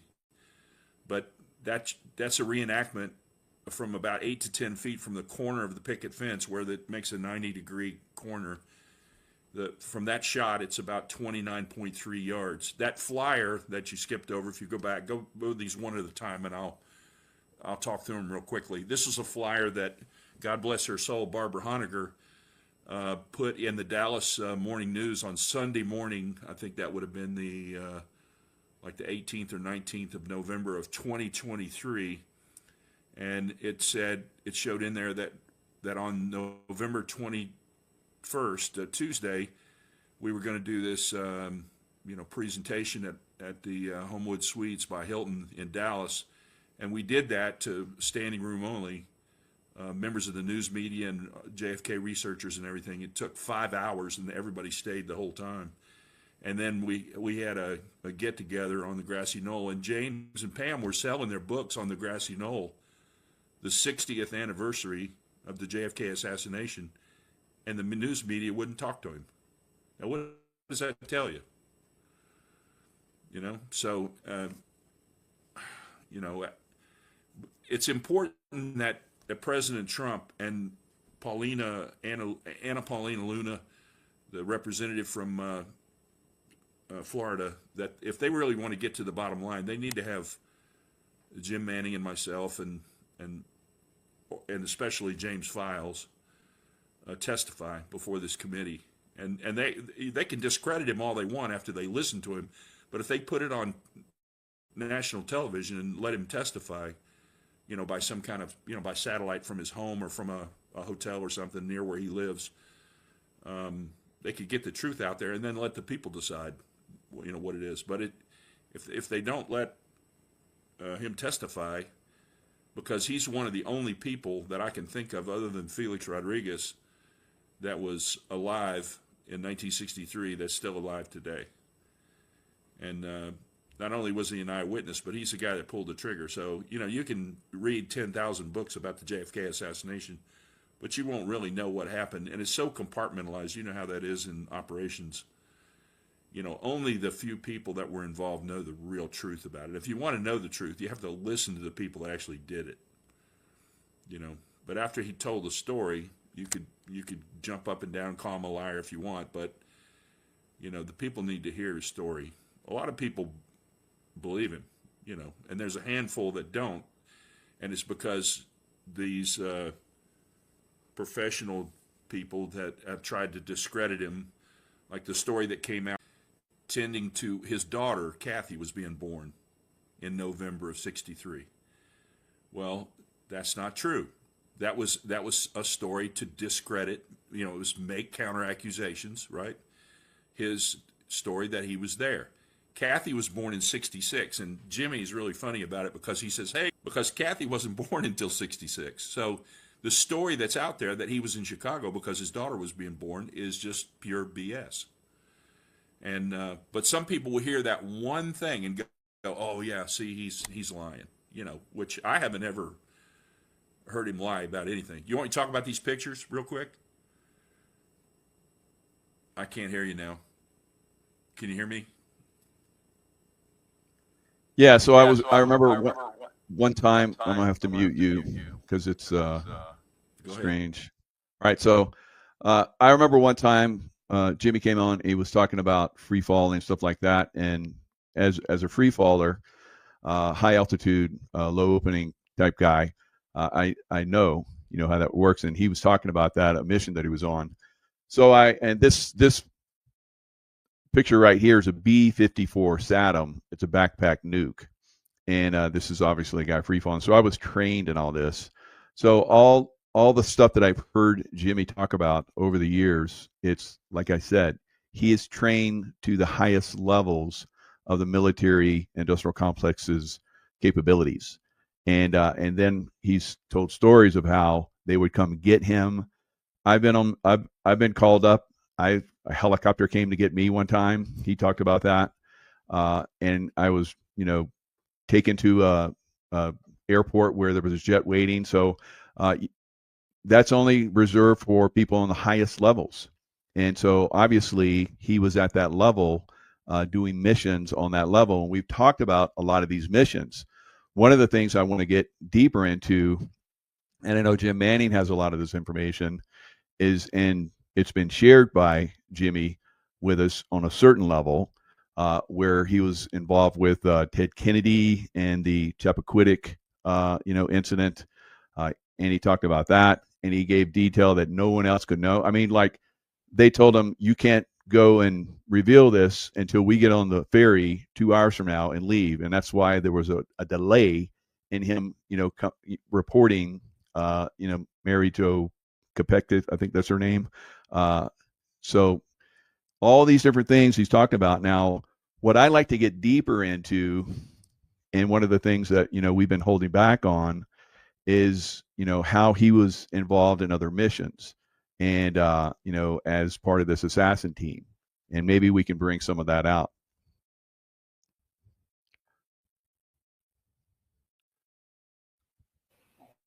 I can tell you about one. Most people are not familiar with how it works. You may be an employee of the CIA, in which case you get paid like everybody else does in a check. However, a lot, and maybe most of the people that do the dark work are what they call contractors, but they used to call them mercenaries, which Jim liked. And so he was that type of guy. He would be in Illinois, and he'd be working along with his buddies in the outfit. And when he would call every day to David Atlee Phillips, and no matter where David Atlee Phillips was in the world, he got that call. And then he would have a signal with James that if he needed to go someplace, he would just tell him there's tickets at the airport at Midway. And if he didn't need anything, he would say, well, have a nice day. And Jim would report through getting to him that he was the Sandman, and he had, I think it was 4412 or something close to that. His number, he'll tell us when it comes on. And so that was one day they called him, and he had to go to Washington, D.C. And the problem was that there was a Soviet colonel, KGB colonel, that was stationed at the embassy there, had been there for a while. And he had, the police got the CIA involved because he was a colonel in the KGB. And so he had roughed up a few street women after he had his way with them. And then some of them got pretty damaged. And so they were so damaged that they actually reported it. So the detectives ran down who it was. Then when they found out who it was, they brought the CIA in on it. Now, what they did was they set up a honey trap, and the honey trap was where they used a girl, and they used somebody that had done work for them, and that a lot of people who have followed these things in history know. She was the lady that ran money and information back and forth between Sam Giancana and Jack Kennedy. I'm going a little bit. What was that name again? Her name was uh, you know, Jim said, but she she worked and the detectives found the bodies that they had found recently, and they so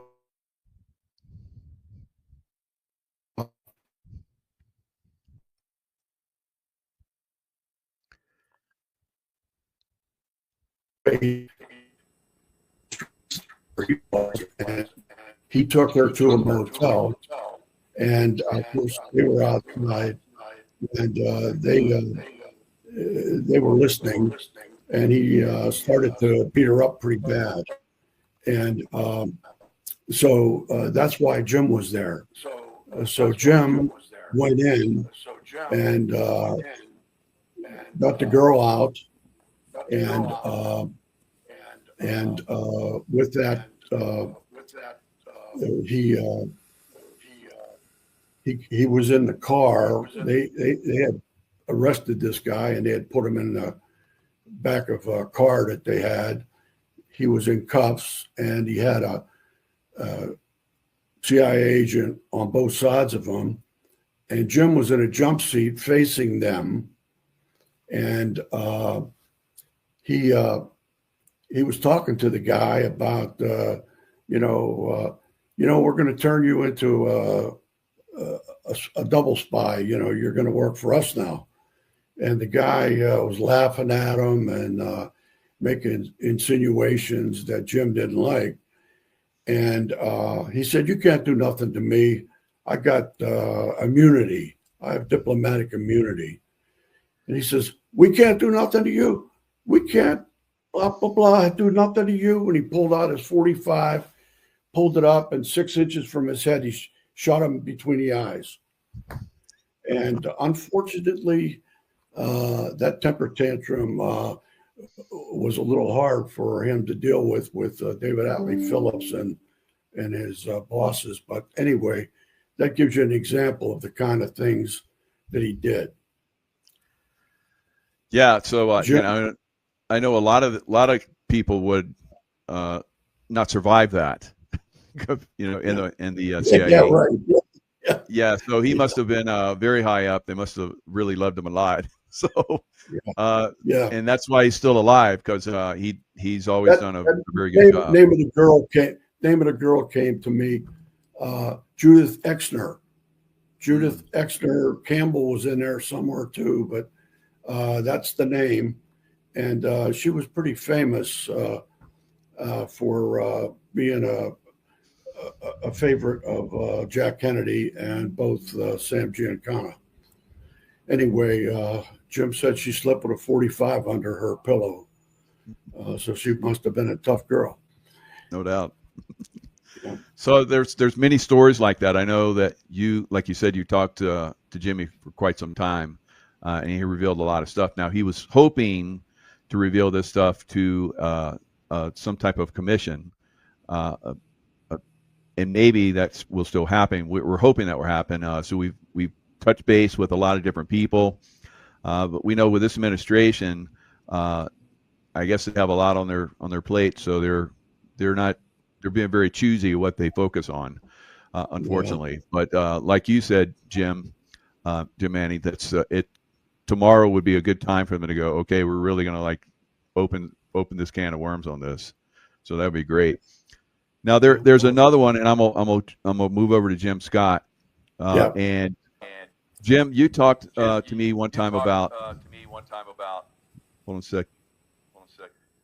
Before you unmute, Jim, let me say, and then I'll mute because it's a feedback. There you go. Thank you.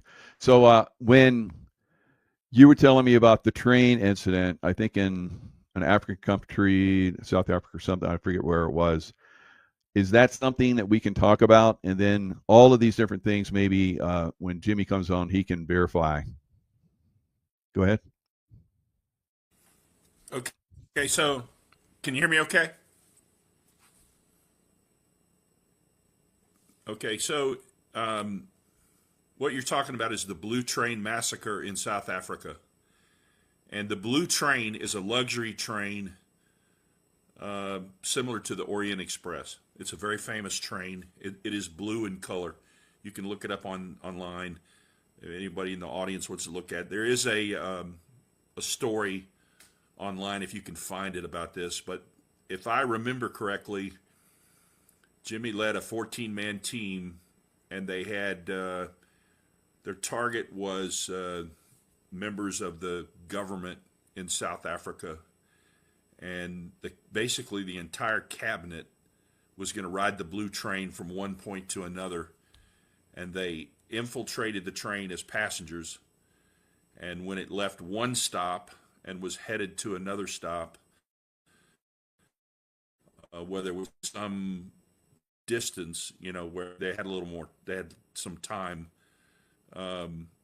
they began assassinating the members of the train. And once the train got to the next stop, as the people got off the train, there was a team waiting for them there to ambush people getting off the train. And actually, witnesses to this said that they could tell that some of the gunmen in the team were Caucasians that were in blackface, that they were wearing makeup to look like blacks, and then others had like balaclavas on to cover their face and maybe makeup around their eyes, that kind of thing. But there was an explosive charge that derailed the train, and it went off the tracks down into a lower area off, like rolled off the tracks. And then the ambush continued, but virtually the entire cabinet of South Africa was murdered in that operation. That's called the Blue Train Massacre. Some of the other stuff, if you remember, Jim's history is 28 years doing on and off with the agency. He's worked, and in the agency, they, like when they talk about Central America, they call it the Central Hemisphere or the Southern Hemisphere, that kind of thing. So there was operations. There was a mission called the Dawson Island Raid down off the tip of South America. There's a small island called Dawson Island. One of the people incarcerated there was Orlando Letelier. He was basically kind of rescued from the prison and brought back to the United States. They turned him into like a double agent. And then he worked in the embassy of Chile in Washington for a while, but apparently was not performing the way they wanted him to.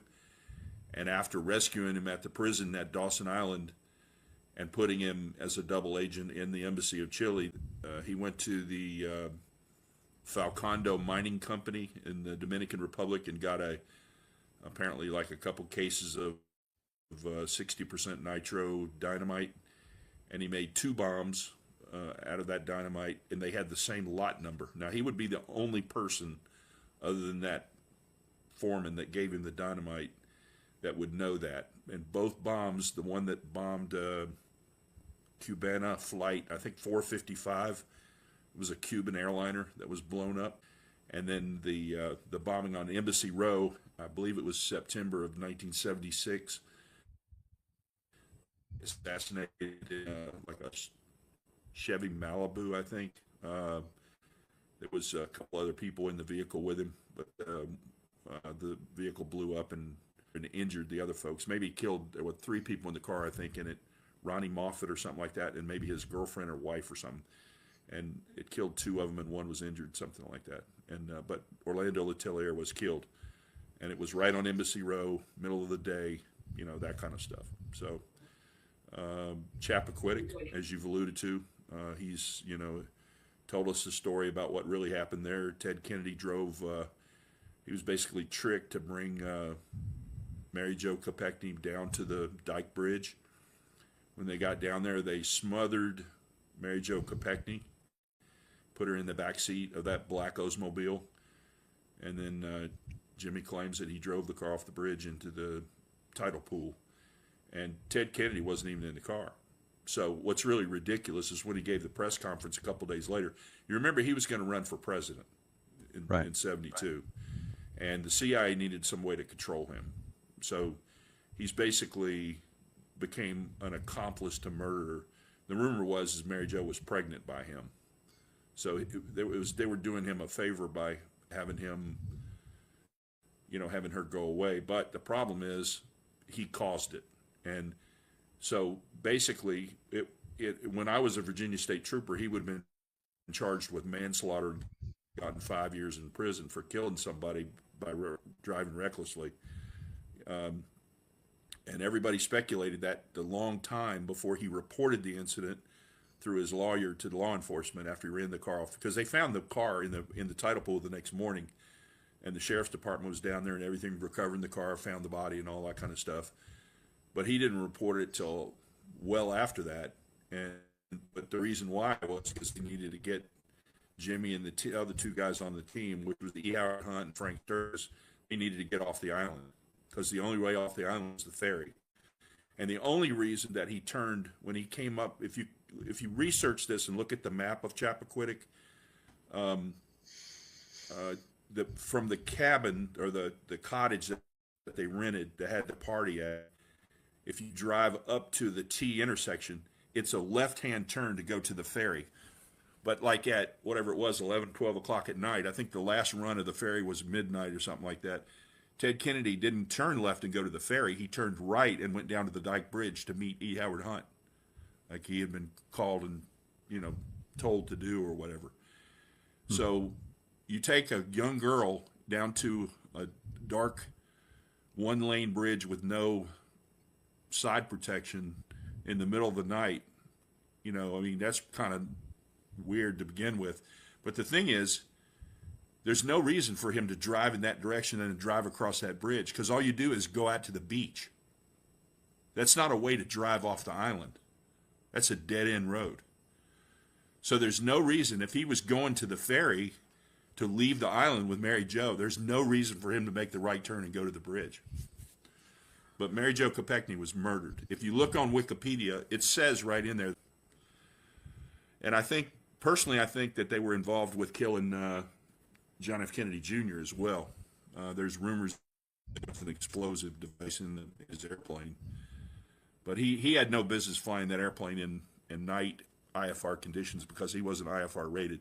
But if you'll run your arrow again right there behind that disheveled-looking long-haired guy with his hands, which you can't really tell in the photograph, are bound by right behind Che Guevara, which was the Cuban, he was a revolutionary. That's James Files. And the picture of the guy standing to the left, which would be to Che Guevara's right, that's Felix Rodriguez. He's a famous CIA officer. And when he tells the story about this, he says that some Bolivian captain, well, he's wearing a Bolivian captain uniform. He's the one that did it. And after they killed Che, they drug him into the kitchen. Jimmy maybe will tell the story when he comes on at the turn of the hour. They cut Che's hand off. One was mailed to Fidel Castro, and the other one was mailed to the CIA Langley headquarters. And to this day, it's my understanding there's a glass jar with formaldehyde with Che Guevara's hand in it on the mantle at either Felix's house or at his little museum down there in Miami. This is a famous picture that was taken January 22nd, not November 22nd, but January 22nd, 1963, in the Luna Hotel in Mexico City. This is the only known photograph of the CIA's Operation 40 group, and it's only part of the guys that were on the crew. On the left side of the picture, bending over with a cigarette in his right hand, kind of laughing, is Felix Rodriguez. Now, in a previous show, I think I misspoke. The next guy is Porter Goss, and I said it was Barry Seal. I had him reversed. The guy with the glasses on is Porter Goss. He was the director of the CIA later under George W. Bush, because his daddy, George H.W. Bush, told him to make Porter his, and he knew, because they were, George H.W. Bush was the recruiter for Operation 40, and he recruited Jose Corrales Posada and Jimmy Files. At the time, his name was James Earl Sutton. But that third guy on the left side is Barry Seal, the pilot that was made famous in the movie American Made. It was a Tom Cruise movie, flying guns to Nicaragua and other places in Central America and flying loads of cocaine back into Mena, Arkansas. And the CIA connection there was Bill and Hillary Clinton. Across the table from Barry Seal, the third guy on the right side, is James Files. So if you've just seen a picture of James Files with Che Guevara and Felix Rodriguez, the other Operation 40 guy that's on the left side here, the first guy, you've seen a picture of him with Che Guevara in Central America, and you've seen a picture of him with the Operation 40 group in January of '63 in Mexico City. They were already planning to kill Kennedy. Who in the world would not believe Jimmy's story that he was part of the CIA assassination group? I mean, how in the hell can he? That's not photoshopped. It's, I mean, I don't care who you are. People say, oh, that's not him. It is him. Okay. Felix Rodriguez is still alive, and he did a lot of stuff, you know, in service as the CIA as well. A lot of you know, dirty black ops, right? And they Right. do So it let me jump over to to Jim Manning and ask him. There's a reason why Jimmy Files and all these other Assassin 40 group, and probably more, you know, later in time, were taking down all of these governments like that. And it's the same as when they took JFK down. They're controlling governments around the world. So the Schur family, Nazi family, eventually would get to the point where he's the head of the CIA, George H.W. Bush, and then the President of the United States. So this is obviously a compromise of our country on a massive level. And I know, Jim, you have done such incredible research. Your whole life you've been involved in this. Tell us your thoughts on, you know, what is going on. Well, you know, the deep state, and nobody knows exactly what the deep state is, but I believe that the group that they had a bank. There was a number of people's names that you would recognize that were part of this bank. In fact, J. Edgar Hoover closed down the bank right before or right after they started World War II, when we got in it. But they were, that bank was handling all of Germany's money in this country. And they were also giving money, loaning money to people that were furnishing firearms and making, you know, necessary things for they to build up the Third Reich. And so anyway, the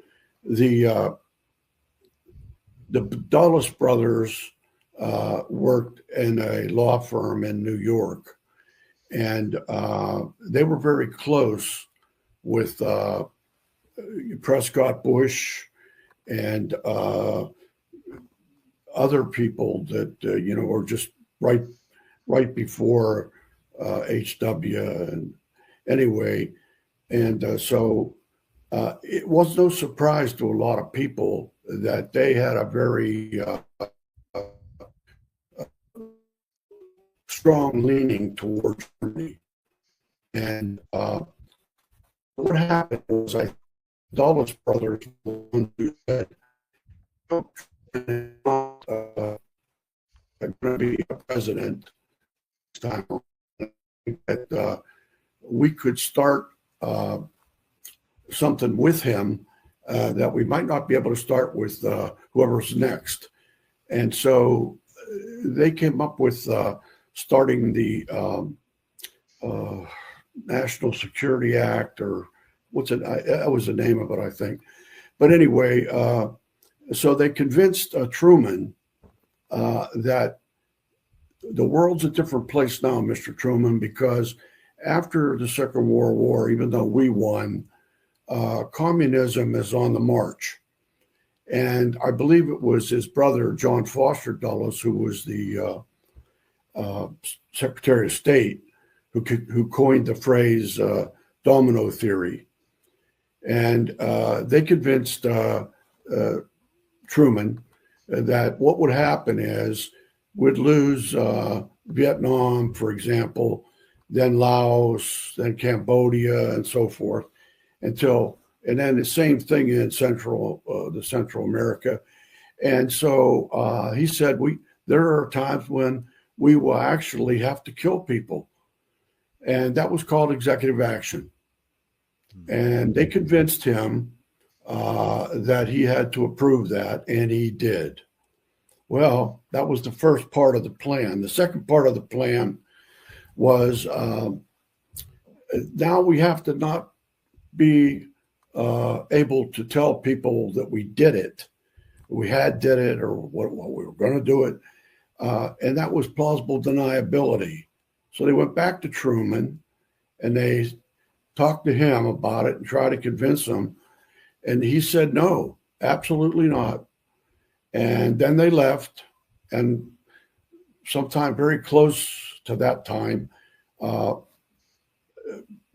Dulles, told the Congress that Truman had approved it. And so they passed that particular article. And Truman was so upset that he wrote a real stinging letter in the Washington Post. But the Washington Post has always been part of the CIA. The Grahams, they owned the Washington Post. And the husband was a big drinker, but Catherine Graham was a real business person, and she was an actual CIA agent.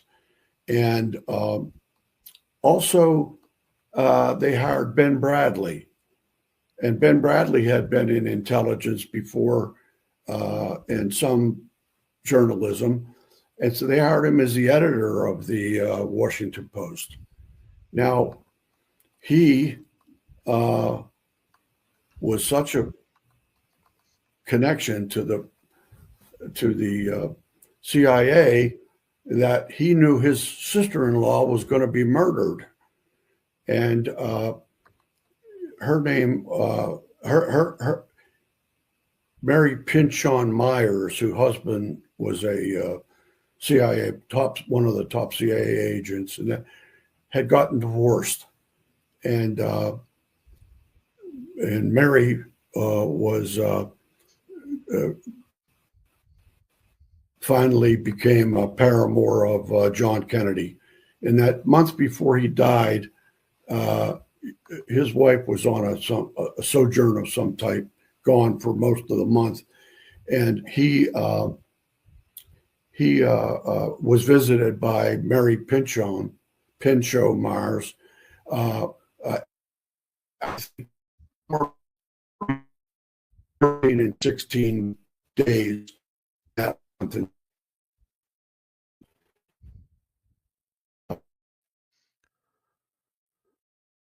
Used to have coffee clashes with people that she had been friends with for years, wives of CIA people. And at those little get-togethers, she talked a lot. And at one of those get-togethers, she said some stuff, and that lady approached or called her now divorced husband and told him, I think you ought to talk to Mary because she's talking a lot about what's going on over at the company, And so he then got involved with James Jesus Angleton and Ben Bradley, and they decided to kill her instead. So she was shot by a CIA agent in Georgetown along the Chesapeake and Ohio Canal, which runs along M Street. And so it's just one more story of many because of the assassination. Wow, that's incredible. So I'm gonna shift back over to you, Jim, and maybe we can go through some of the pictures you shared with me. Uh, so again, we're seeing this incredible. Let me speak, and then I'll hand it over to you. But so we're seeing this incredible other government that's running the show. And you've talked about, and we've all talked about, how they basically put a death warrant on JFK because he was working with the Russians. And he was working with the Russians to keep America safe and so forth. You know, that's his privilege as the American president. But they didn't like that because they weren't in charge, they weren't in control. So they put out a death sentence on him. Now, I'm going to share a picture with the Scherfs, who is the Bush family. Basically, this is them in Germany. So they're with Otto Skorzeny, who was a very top level special forces guy in Nazi Germany. Reinhard Gehlen, Martin Bormann, Joseph Mengele. We know all about him with the medical stuff. But here's George Scherf Jr., who would be George H.W. Bush. And here's his father, George Scherf, who eventually would be Prescott Bush. So Prescott Bush, as we know him, was born in Germany, served in the German Navy, and his son, George Scherf, was born in Germany as well. So obviously not eligible to be an American president, but he was. Of course, both of them are running the government of this deep state and making decisions and so forth, like we saw. We know that George H.W. Bush was at the scene. He's been. There's pictures of him at the JFK assassination. So, what are your thoughts about that? And Jim, and I'll share some of your pictures here in a second.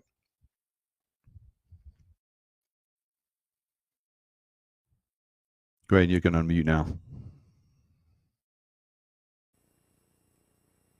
Can you hear me now? You can hear me? Okay. All right, so I haven't seen that picture before. That's an amazing picture. I've heard the story before. I know that the Bushes were involved with several other families that had a lot of money invested in the German stock market. And back, in the time frame between World War I and World War II, going up to World War II, there was a lot of money invested. Now, Jim Manning already alluded to the fact that Allen Dulles, as a CIA officer, was involved. He was a lawyer to start off with, and he was at Sullivan and Cromwell. And Sullivan and Cromwell represented a lot of those international interests and investments in Europe and with the Germans and with other countries, even like Guatemala and the copper company in Chile. And when Allende in Chile said, hey, we're going to nationalize the copper company and take it away from America, you're taking too many of our resources out of our country and we're not getting paid anything for it. That's the kind of stuff that generates, coups to overthrow a country, because, you've got all these investors. And when you're in the big dog in the dog lot, and one dog says, hey, I'm taking all the copper, the big dog says, oh, no, you're not. And that's really, in my view, that's really all it is. Those people don't want to lose. And that's why the mafia was so pissed off at Kennedy for the failure of the Bay of Pigs, because they wanted their property back, all those hotels and beachfront property in Havana that they lost when Fidel Castro took the country and then basically announced it was going to be a communist thing and aligned with Russia. So, but the Bushes, he was basically CIA his entire adult career. He was on one of the Jedburgh teams. Late in the war, he parachuted into France.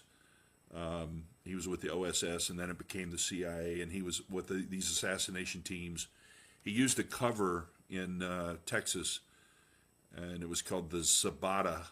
It starts with a Z, oil company, and I think they were taking those the big grants, to have the oil rigs and things like that in the Gulf of Mexico. He had two ships. One was called Barbara, was named after his wife, and the other one might have been called Sabata. I can't remember, but it's something that was significant to him and his family. But we know that from James Files that they were running heroin from Laos into those oil rigs, and then they run them in, because they weren't checked by customs. They went back and forth between like Louisiana and Florida and Mississippi and stuff like that in these surface boats and helicopters. I've got friends that left the Marine Corps when I was a pilot in the Marine Corps and went to work for PHI, Petroleum Helicopters Incorporated. And they flew helicopters back and forth to those rigs several times a day. And there wasn't anybody checking them. So they could have brought a bale of marijuana or, whatever, 50 kilos of cocaine or, whatever. So we know Bush was, the Jeb and George W. were involved in picking up some of those loads. In fact, there's a picture floating around of Jeb Bush at one of the airports picking up, at meeting the airplane that had like Barry Seal's plane full of cocaine. And Hillary picked James more than, picked him up and they went to lunch. Y'all have heard that story. Hillary Clinton, but she was one of the ones, or Jimmy was one of the ones that Hillary tried to clean up at the end, where all the Arkansas state troopers were killed and Jimmy got in the gunfight, which is what sent him to prison for so long. But he hadn't ratted on anybody. He stayed quiet. I mean, he could have, he did come out and the FBI threatened him if you tell this story about you being involved in the Kennedy assassination, we're going to give you, and he's listening right now. I think when he comes on, he'll tell that story. They threatened to give him like another 30 years, and he did the interview anyway. And I think it took a hell of a lot of courage to do that. And then basically they tacked on another 30 years, and then he fought it in court and won the case, and ended up getting out of prison when he was like 74 years old. So, but George H.W. Bush was in Dealey Plaza. I think that's one of the pictures that I gave you, but you don't have to flip to that. Just if you want to flip through the pictures real quick, I can quickly describe what they are. I think a lot of them are evidence of the stuff that we're talking about.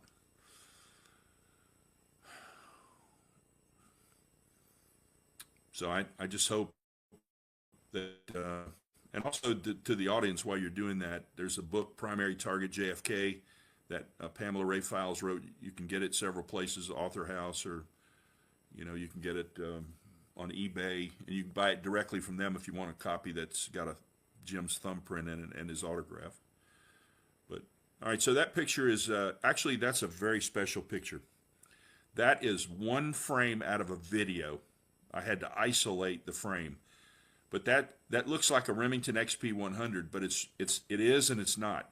That is the first prototype of the Remington XP100. I got it after Remington went bankrupt. They sold a bunch of their guns to a dealer, a friend of mine, and that is the first prototype of the Remington XP100. It's got actually a Remington 722 action that's stamped XP. It's over here on my counter. I can show it to you if you wanted a close look at it. But it's actually chambered in 222. And it has a wooden stock with finger grips. And Jim Files, way back when he did that first confession, he said that Remington had tested these guns with a 222 barrel and that they found issues with the barrel. And if you look at the barrel, the contour of the barrel near the chamber is very thin. And the 221 Fireball that actually came out, that's a shortened case, a little shorter than the 222 Remington. That's the ad. That's the original 1963 ad, and for the Remington XP100, they sold for $99, and that's James Files' thumbprint and his autograph on there. You can keep flipping as you flip. I think some of these, a lot of people don't know what a Remington XP100 is. Several thousand of them have been made, but and they've been made in a lot of calibers too. 22 250, 7BR. That's Gary Marlowe. He was called the Raven. He's the guy that shot Officer J.D. Tibbet. Gary was working with the Mafia, and Sam Giancana had told him not to let anybody know he was in Dallas that knew him.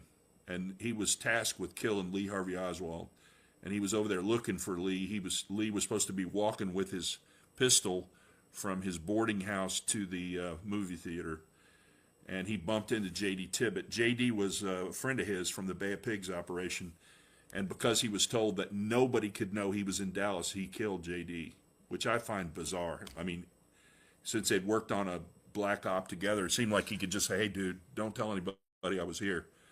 You know what I mean? I'm not sure I could kill one of my close friends just to, but he did it. Shot him with a .38 special Colt. So that's the guy that really killed J.D. Tippit. This is kind of a famous picture, and there were these 5 guys who were arrested. Turns out they were Mossad agents, and they're dancing in a parking lot behind a van, and that's the World Trade Center on fire behind them. So it's they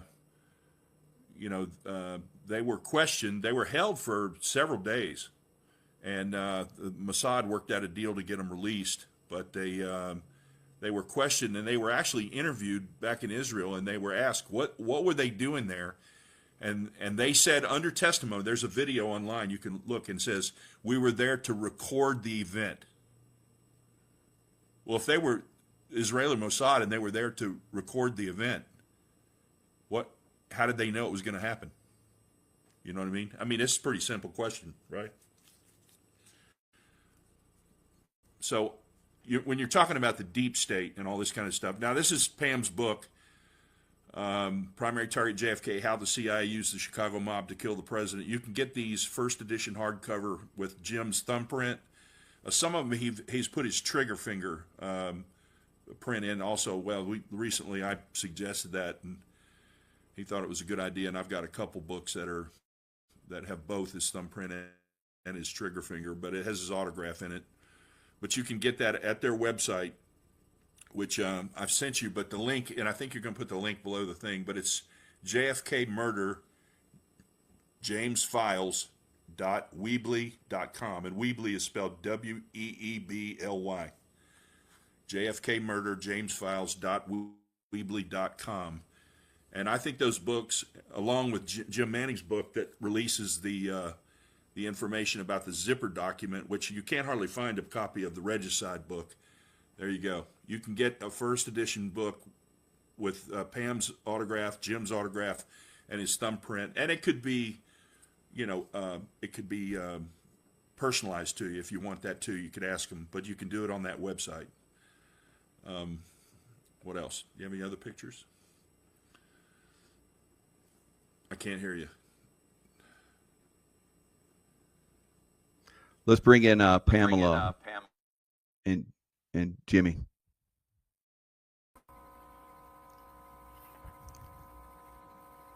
Here's James here, guys, and we're gonna be James. Can you tell us a little bit about your background in the CIA and how that happened? Well, my mother left home in 1941 from a little town in Alabama called Oakman, and she went down to Mobile, Alabama. She met this guy by the name of Les Sutton, and that's where I acquired the name Sutton, never legally, just started using it because I was born with an X number. And from the X number, I went to James Sutton, and from James Sutton, I went to James Files. And jobs were hard to find at that time. There was no jobs available. And so Les Sutton got her involved in this program, birthing program, and that's how I came about. And I don't know who my real father is. There's several different DNAs in the jar, I guess, in the tube, and they mixed it up. And I always joked and said, yeah, I'm a milkshake. But they put it there, and I was the results of it. And I think 123, 124 of us was born at that time. In 1941, actually, it was assimilated in 41. And we started, and I was born in January 24th of 42. I was one of the early ones born. And out of a class of Camp Hero, only 14 of us graduated, survived it. And from there on, I trained heavily and steadily, and from jumping out of airplanes to doing all kind of MAs, mechanical ambushes, one thing after another. And as a kid, 10 years of age, I was able to throw a knife 35, 40 feet and hit the target every time of a human being they had pinned up, what we'd call the kill zone. And later on, after I joined the service when I turned 17, I would think I was in my early 20s. We attended different schools of called School of Americas, which a lot of people have never heard of. We had one in South America, one in Central America, and one here in North America at Fort Benning, Georgia. I did all my training and jumping from Fort Bragg, North Carolina, Mackerel Reservation. And I went to Laos, and I shipped out from there July the 10th of 1959. And from there, I wound up with the Bay of Pigs. From the Bay of Pigs, the Kennedy assassination is known through in the rest of my life. Most of it is in the book Primary Target. And not all of my life, but some of my life. I made some of the points there. My wife does not know everything that I did. And a lot of people said, oh, why didn't you take your wife's name if you wanted to get away from the name of Files or something? And I said, why? My wife's first name is Pamela Ray. Then I'd be known as James Earl Ray. Would that be any better than James Earl Files or James Earl Sutton? And people used to laugh about it, you know.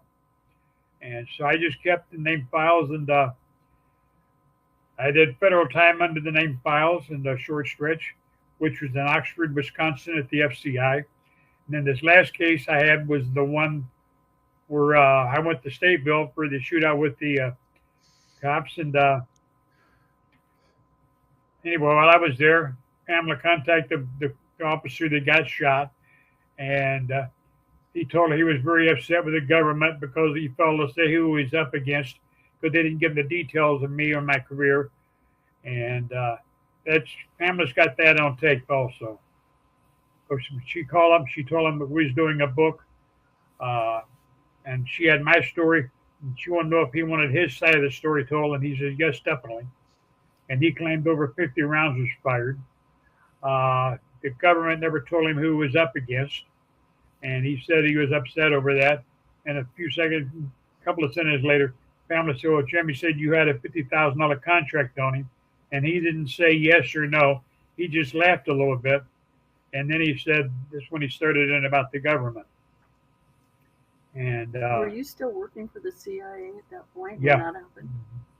I was still employed by the agency at that time, yes. And Eugene Habenfuss had been shot down while I was doing federal time. They had a couple of agents come visit me at the Oxford FCI. And they asked me my own opinion where Oswald was shot down at. The plane that lady was shot down at in Central America because it was one of my old theater of operations. So I told them what they should do and how to get him to take him out because I told them that Eugene would talk. And they didn't do it, and he wanted to spill the beans on everybody. And he was from Marriott, Wisconsin. What scandal was that all about? That was about the fat lady. That's when we were supplying the Contras and fighting with them and all of that. Iran-Contra. So anyway, from that, and then the operations in Vietnam and operations are basically around the world and in Eastern Europe, where I got blown off the cliff by a Hi-24 helicopter, which is Russian. It was firing rockets at me, and I was dealing with it with a carbine rifle and a 9mm, and helicopter won. I got blown off the cliff, and I got severely wounded and hurt, and I spent a lot of time, and they sent Bruce Bradchick halfway around the world. I went, they sent me to Sweden, or Switzerland it was, and Bradchick flew him over there because he worked on the computers, and he helped locate me a lot of times when I would be lost, and they had lost track of me.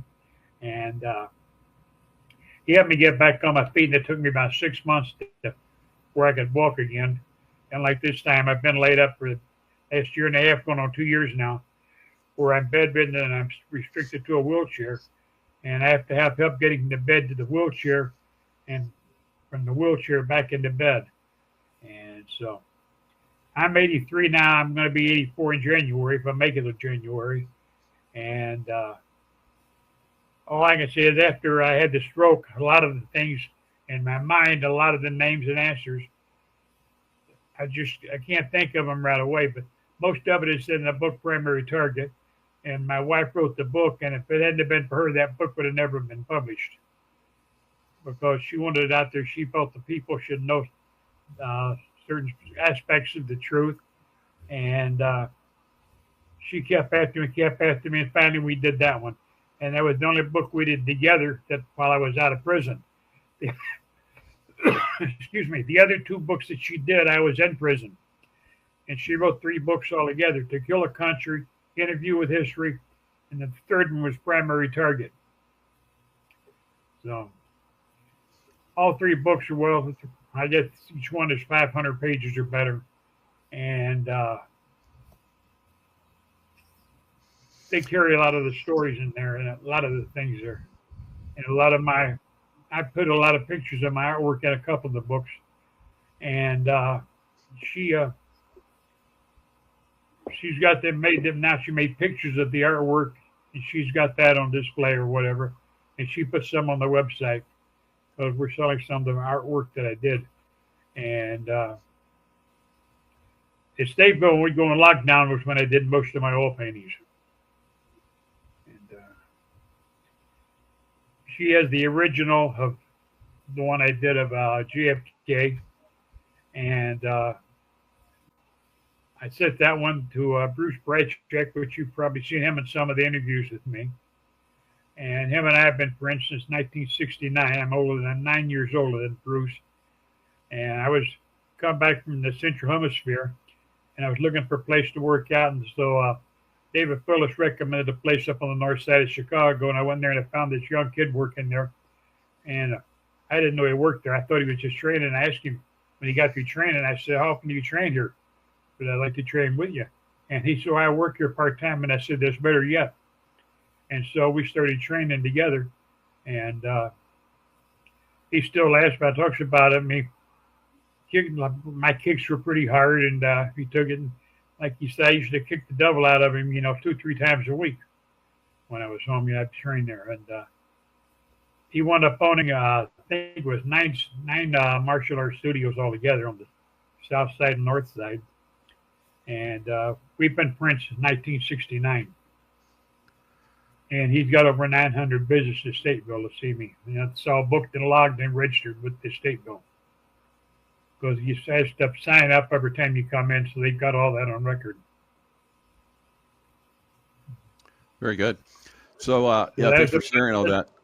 So, yeah. Jim Manning, you've done a lot of time with James and Pamela. What stands out in your mind, and what can you ask James? Hi, Jimmy. How are you? My wife, Pamela. Huh? Jim Manning. Okay, yeah, I'm pretty good. How are you today? Yeah, fine, Jim. How are you today? Are you okay? I'm doing good. Yeah, doing good. The thing that stands out most about Jim to me is that the thing that people don't really understand that much is the way he was born, and the way that he had to go through. I'm not hearing you. The voice is cutting out. Voice cutting out. Anyway, it's spinning, but anyway, I think that possibly from the response that I've gotten from the YouTubes that we've done together, they're overwhelmingly in favor of not only that he was the shooter, but that he was led, his life led him that way from birth with that naval birthing program, Camp Hero. There's a lot of stuff there that people ask me about. Of course, I don't know much about it, but it got to the point where Jim did what he was told. He did what he was told in the Army. He did what he was told when he worked for the CIA, and that's the kind of guy he is. He's a plain guy, very bright, extremely bright, but he didn't make a connection that a lot of people would make in killing, and so that really stands out to me. That his birth and growth had a lot to do with who he is, and the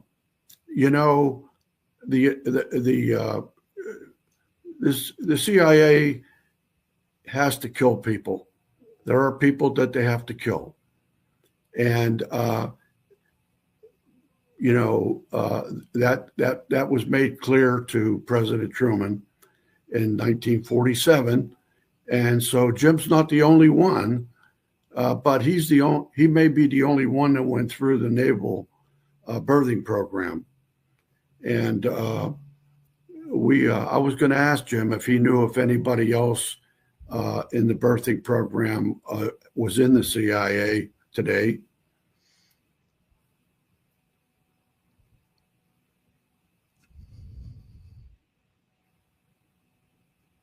Every now and then. Go ahead. Did he hear me? And so we lost you before, and I only heard a few words that you said. Every so often, I heard a couple words. Yeah, well, I was going to ask about if any other people. I don't know. I'm not real good at this TV stuff. Let me try it. Now, can you hear me? Yeah, go ahead. Hear you. Yeah, I hear you, but I don't hear Jim. Jim Manning. There's two Jims. Okay. Ask you if you knew anybody in the birthing program that left Camp Hero with you and then was with the CIA. I don't know anybody.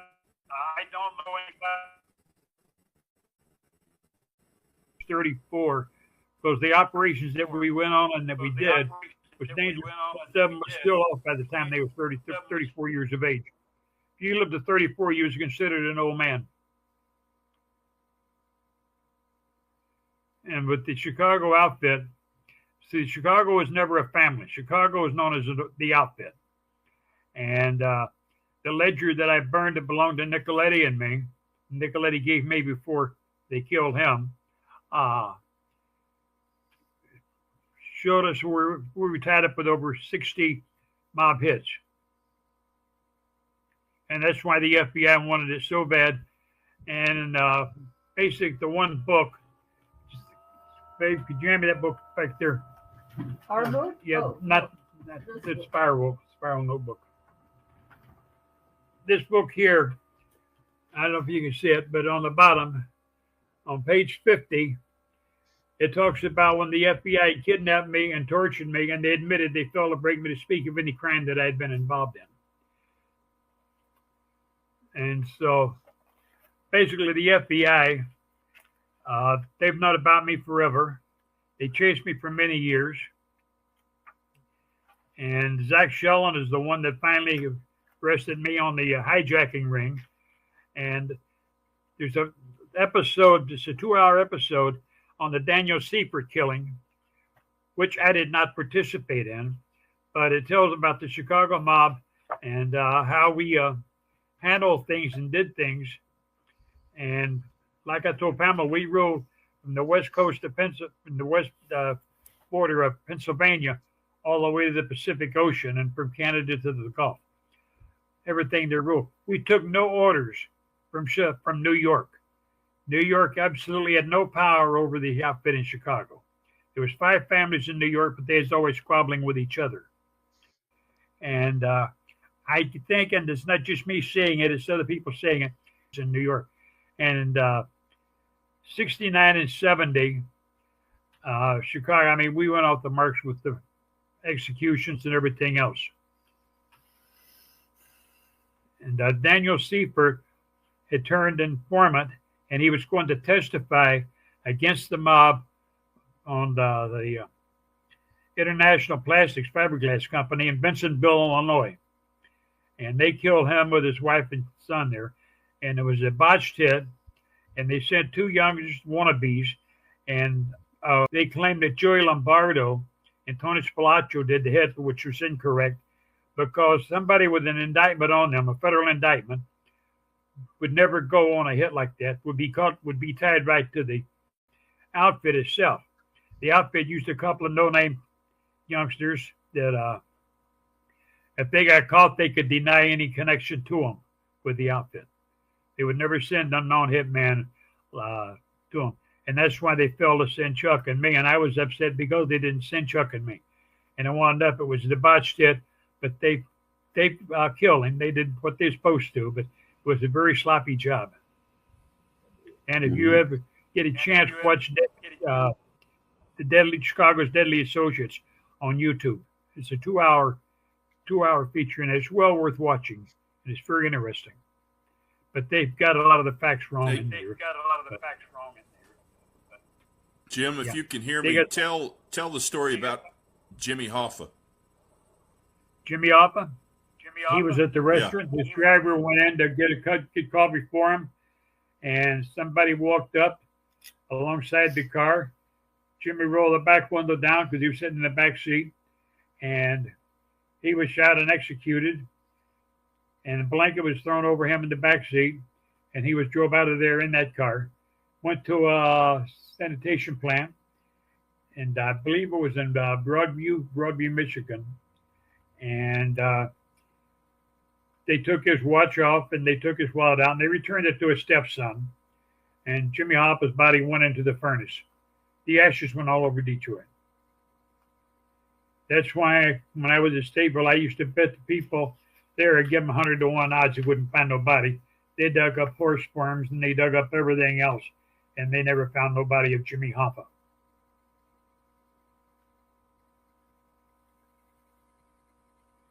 Because Jimmy Hoffa wasn't buried. Jimmy Hoffa was incinerated. And it was just like at Tony Accardo's home. When they pulled the jewel heist over on Michigan Avenue, the guy they robbed was a friend of Tony Accardo's. Tony Accardo grew up in the 42 gang. He was also a gunman for Al Capone.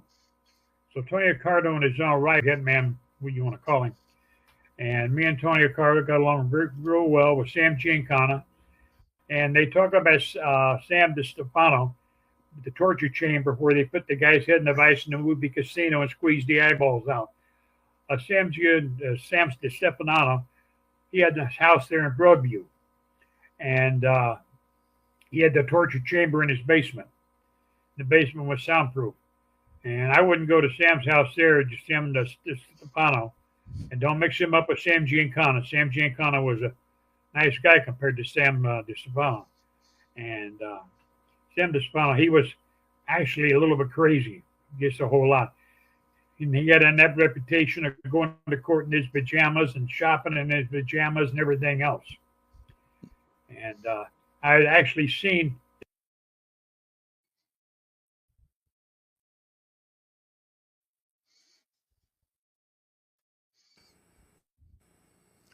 If you can hear me, Jim, you cut out. I guess the CIA was tired of hearing his story. The NSA or somebody cut him off. Maybe the FBI. So while we're there, there's this one picture that you shared with me, Jim. Let me share that real quick. Looks like they're trying to come back in. So I'm gonna share this one picture and just give us because there's a lot of conspiracy theories out there. So this is Maryland at Area 51, Site 4. What is this? What is this? That supposedly is a depiction. You know, Maryland was, and there was a rumor that she was pregnant by John. And, you know, Jimmy drove the 4 guys that killed Marilyn to the airport.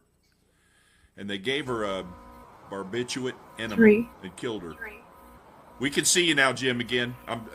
We had to go off. And actually, it was only three guys that drove to the airport. Oh, 3. Okay. Who were they? It was Chuck and Louis the Lips, and was it Butch Brassey?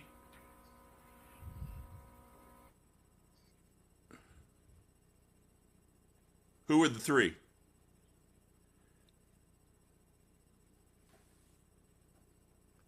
Oh, we can't hear him.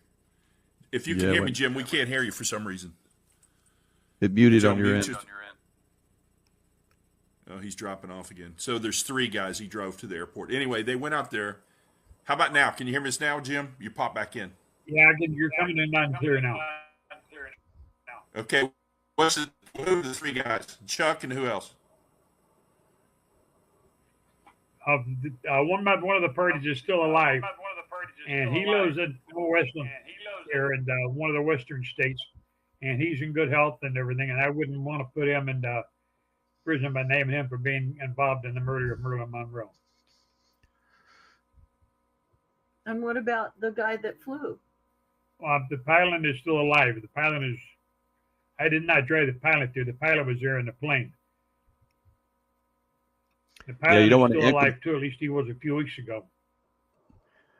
That's one of the things for everybody's knowledge. That's one of the things Jimmy didn't want to implicate people that are still alive, so we can talk a lot more about this stuff. So he's not gonna talk about people still alive. We didn't publish the book Murdering Marilyn because I used the man's real name in the book, and then I come to find out he was still alive, and I talked to him on the phone, and so I'm changing his name and giving him an alias. And like on the front cover of the book, it says some names have been changed to protect the guilty, not the innocent, but to protect the guilty. But evidently they're not. But to answer your question real quick, Michael, this picture is an artist rendition. Can you hear me? Yeah, go ahead. Yeah. Okay. So basically, this is an artist rendition of the sport model that Bob Lazar outed.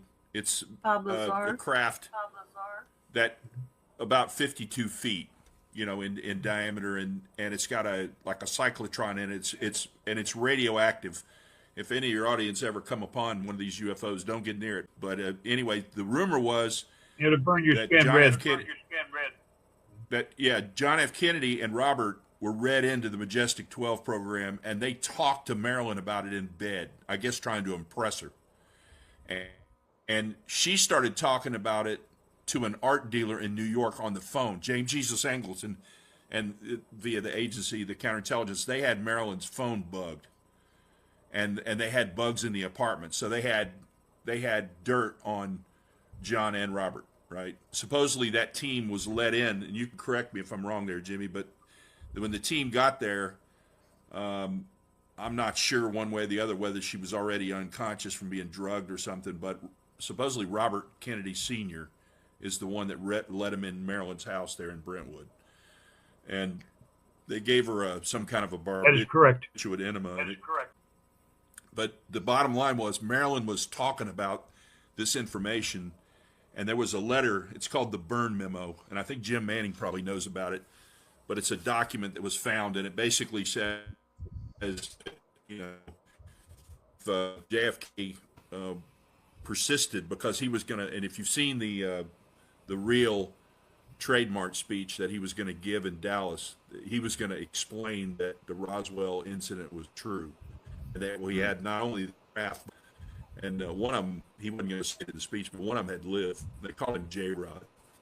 And they had to build a bubble for him to live in because of the atmosphere from his, and it was different or something. But anyway, bottom line is, well, was talking about stuff in there. It's considered to be the greatest secret of our government, supposedly. That and the location of the gold. I understand Ford talked anymore. And Jim probably's got some comments about that. Oh, please. Well, for a long time. Oh, okay, Jim. Okay, go ahead. Street Gems. Yeah, I meant both of you. Yeah. Go ahead. Hey, Manning, Files, or Scott. Don't use the name Jim. There we go. There. Thank you, Pamela. When it's my turn, just say Manning. Trying to help everyone. Go ahead, Manning. Manning. Oh, got okay. it, fine. Well, most people know very little about extraterrestrials and things like that in this country. You know, I dinner a couple of months ago. I happened to mention, looked at me, she said,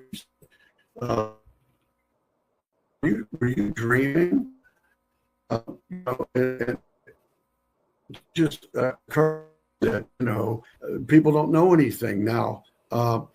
Whenever Roswell happened, you know, it was cut up. The next day they lied about it being a balloon and whatever. But there were so many things that happened there that even before that, Truman had set up the Majestic 12, which were 12 men who knew about it. They were scientists, some military types, and one of them, one of the 12, thought that they needed to start disclosing things about extraterrestrials to the American people. And he was really pushing for that. And we have a carrier named after him, Forrestal. I think he might have been the first Secretary of Defense. And Mr. Forrestal, he jumped out of a 14-story window. I think it was 14-story. However, it was proven later that he wouldn't have been strong enough to even run into it or hit a piece of furniture. So anyway, there's books on it, and most because he wanted to bring that out. And so I got into that whenever I was studying about Kennedy, because Kennedy wanted to bring it out too. And if when I was young, I thought maybe the reason that because of him trying to bring it out, you know. But after I found out more about it, I realized that. I think that the Kennedys knew a good bit about it, and they Jim Manning have James Files talk about Gordon Gray. Gordon Gray. Gordon Gray. Yeah. Oh, I'm not familiar. Gordon Gray was the MJ-12 member, and James Files has personal recollections of meeting him and talking to him. Oh, yeah. MJ-12. Files. Gordon Tell Gray. us, Jim. Well, Gordon Gray, him and I, we used to sit down and share a six-pack or a couple of six-packs, and all depended on how much time we had. And he used to tell me a lot of stories about Area 51 and different stories, aliens, spaceships. And I thought the guy was really nuts, and I didn't believe him at the time. I used to laugh and agree with him, and we'd drink a beer, and we pretty good friends, at least as far as I was concerned, we was. And all I know is the stories that he told me about aliens and spaceships and that. And there was two crashes that night at Roswell. One was 35 miles northwest of Roswell. And two of the spaceships collided together, and the one blew up and the other one landed. It didn't land. It went into a ravine, into a muddy ditch, and half of it was buried in that ditch. And they dug it out and they exhumed it and they took it back. And they carried it to someplace in Texas. And from there I went to Dayton, Ohio, and Patterson Air Force Base. And as far as I know, it's still there. Mm-hmm. Yeah, well, the CIA, of course. Gordon Gray was one of the members of MJ-12. Yeah, the CIA made people disappear. Bob Lazar came out. He was working at S4, which is about 12 miles away from Main side at Area 51. and that's where they had most of the stuff going on with the aliens and their flight equipment. And Bob Lazar came out and said that he had figured out how they were engineering the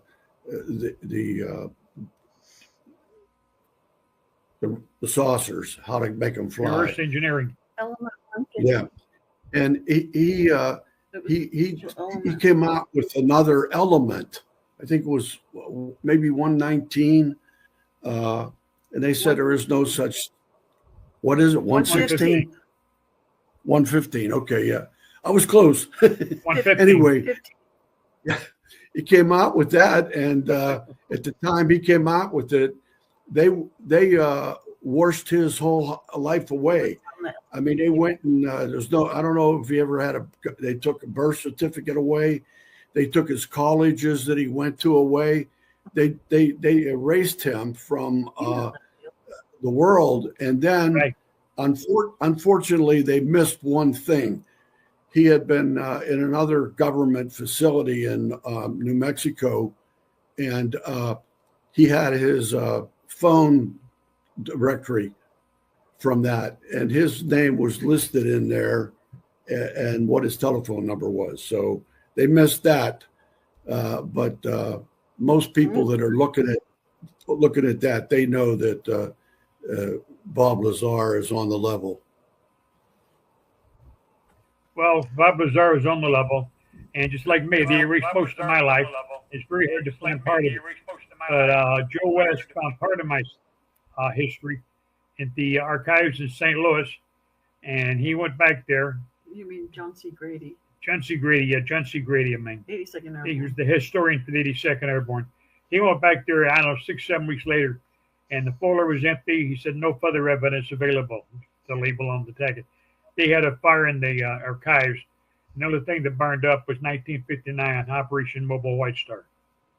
Yeah. And some of my friends, finally, they dug deep enough into it, and they found out that Mobile White Star did exist in Laos. And they interviewed Fletcher Prouty, and he said, yes, that was one of his men. That's right. That's right. So they tried real hard, but sometimes there's always a couple of things they don't do. It's like me. A couple of things that I had, like the card of who I was or where I traveled at. And I also had the nickel with the double 5 on it, which is the airborne, is known as the double nickel. That was in 82nd Airborne, as with 100, I think it's 122nd, was double nickel. When you walked in, you laid it on the bar, and your first drink was like on the house. And that one missing also while I was doing time. It's amazing with all the information that you have, files that they haven't taken you out, because I have mentioned some of this stuff, and MJ12 does not mess around. They will come after you and eliminate you. So I'm happy that you're still here with all the information. You're saying stuff on a level I haven't heard before, so it's very impressive. Jim, you have something else you want to, or Scott, you have something else you want to say? Have y'all heard of this? It's called the SOM 1, Special Operations Manual 1.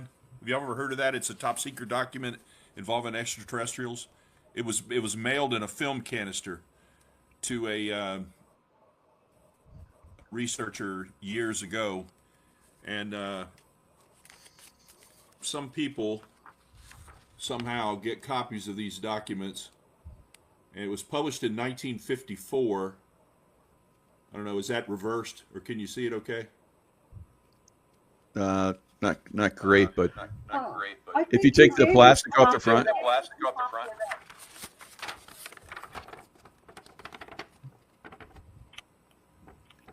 The letters reversed. Yeah. It's hard to see. Yeah. Okay. All right. Well, Jim Scott gave us this. Yeah, that was eyes only. Yeah, I don't know if you couldn't read Jim that Scott on gave my us copy, this. I guess. Scott gave us this. Yeah, it's called Majestic 12 Group Special Operations manual, and it's many, many pages long, and it's got all kinds of references and explanations and stuff like that. It was leaked. Only So, I mean, years ago, it's interviewed me at Stateville over this. pretty. Joe West? No, Anyway, that's not just, Joe West. just one of the pieces of evidence. No, the The author. story He is wrote a true. bunch of books. Y'all go ahead. You're not muted. Oh, is a JFK author? Yeah, Huh. He just died? yeah, a few years ago. The hell was his name? He interviewed me. He interviewed me with one bank bar. That was me. Yes, there was another man there. Who was the guy that was the book author? He wrote Double Cross or something. Oh, Jim Mars. Jim Mars, yeah, Jim Mars. Yeah. I forgot what I was going to say about Jim Mars. Oh, Jim Mars and this UFO and Gordon Gray. He asked you about Gordon Gray when you did your 2003 interview. Yeah. You all know who Jim Mars was, so, but he was the one that handled the interview. I was still locked up in prison. That was his Stateville, and he come there to interview me when he first mentioned UFOs. I told him, I said, I refuse to put in the book. People think I'm crazy as it is. I said, I don't want to talk about UFOs, but I do want to talk about Gordon Gray. Was Gordon Gray really with Majestic 12? And he said, yes, he was. Yeah. And there was a picture of you and him in Florida somewhere, right? Yeah, I had a house there in Florida with plastic pink flamingos that everybody was buying back then. You stick them down in the soil in the yard. Uh-huh.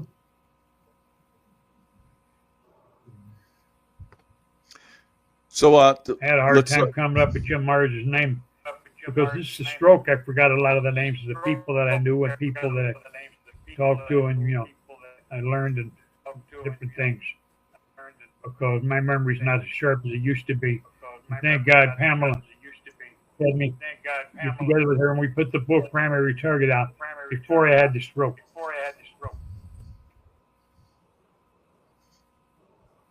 Yeah. So let's talk about your book, Files, the Primary Target, and people can. There's a lot of details in it. Yeah, it's a great book, and so we've talked about it before on the show, but we talked about how people can get it. Yeah. Right. So they can get it up.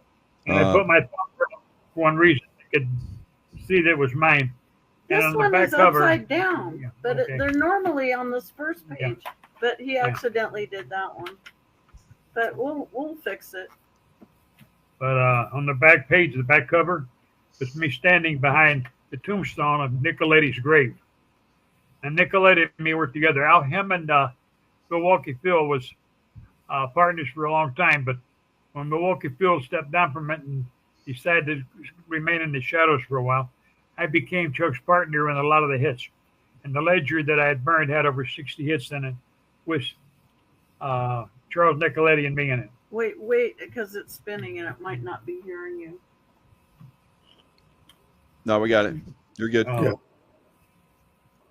Did you hear all that about me standing in back of Nicoletti's grave tombstone? Yeah, that's good insight. I didn't realize that. Yeah, okay.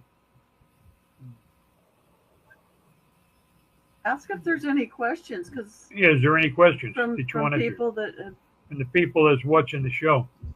This might be one of the last chances to get it.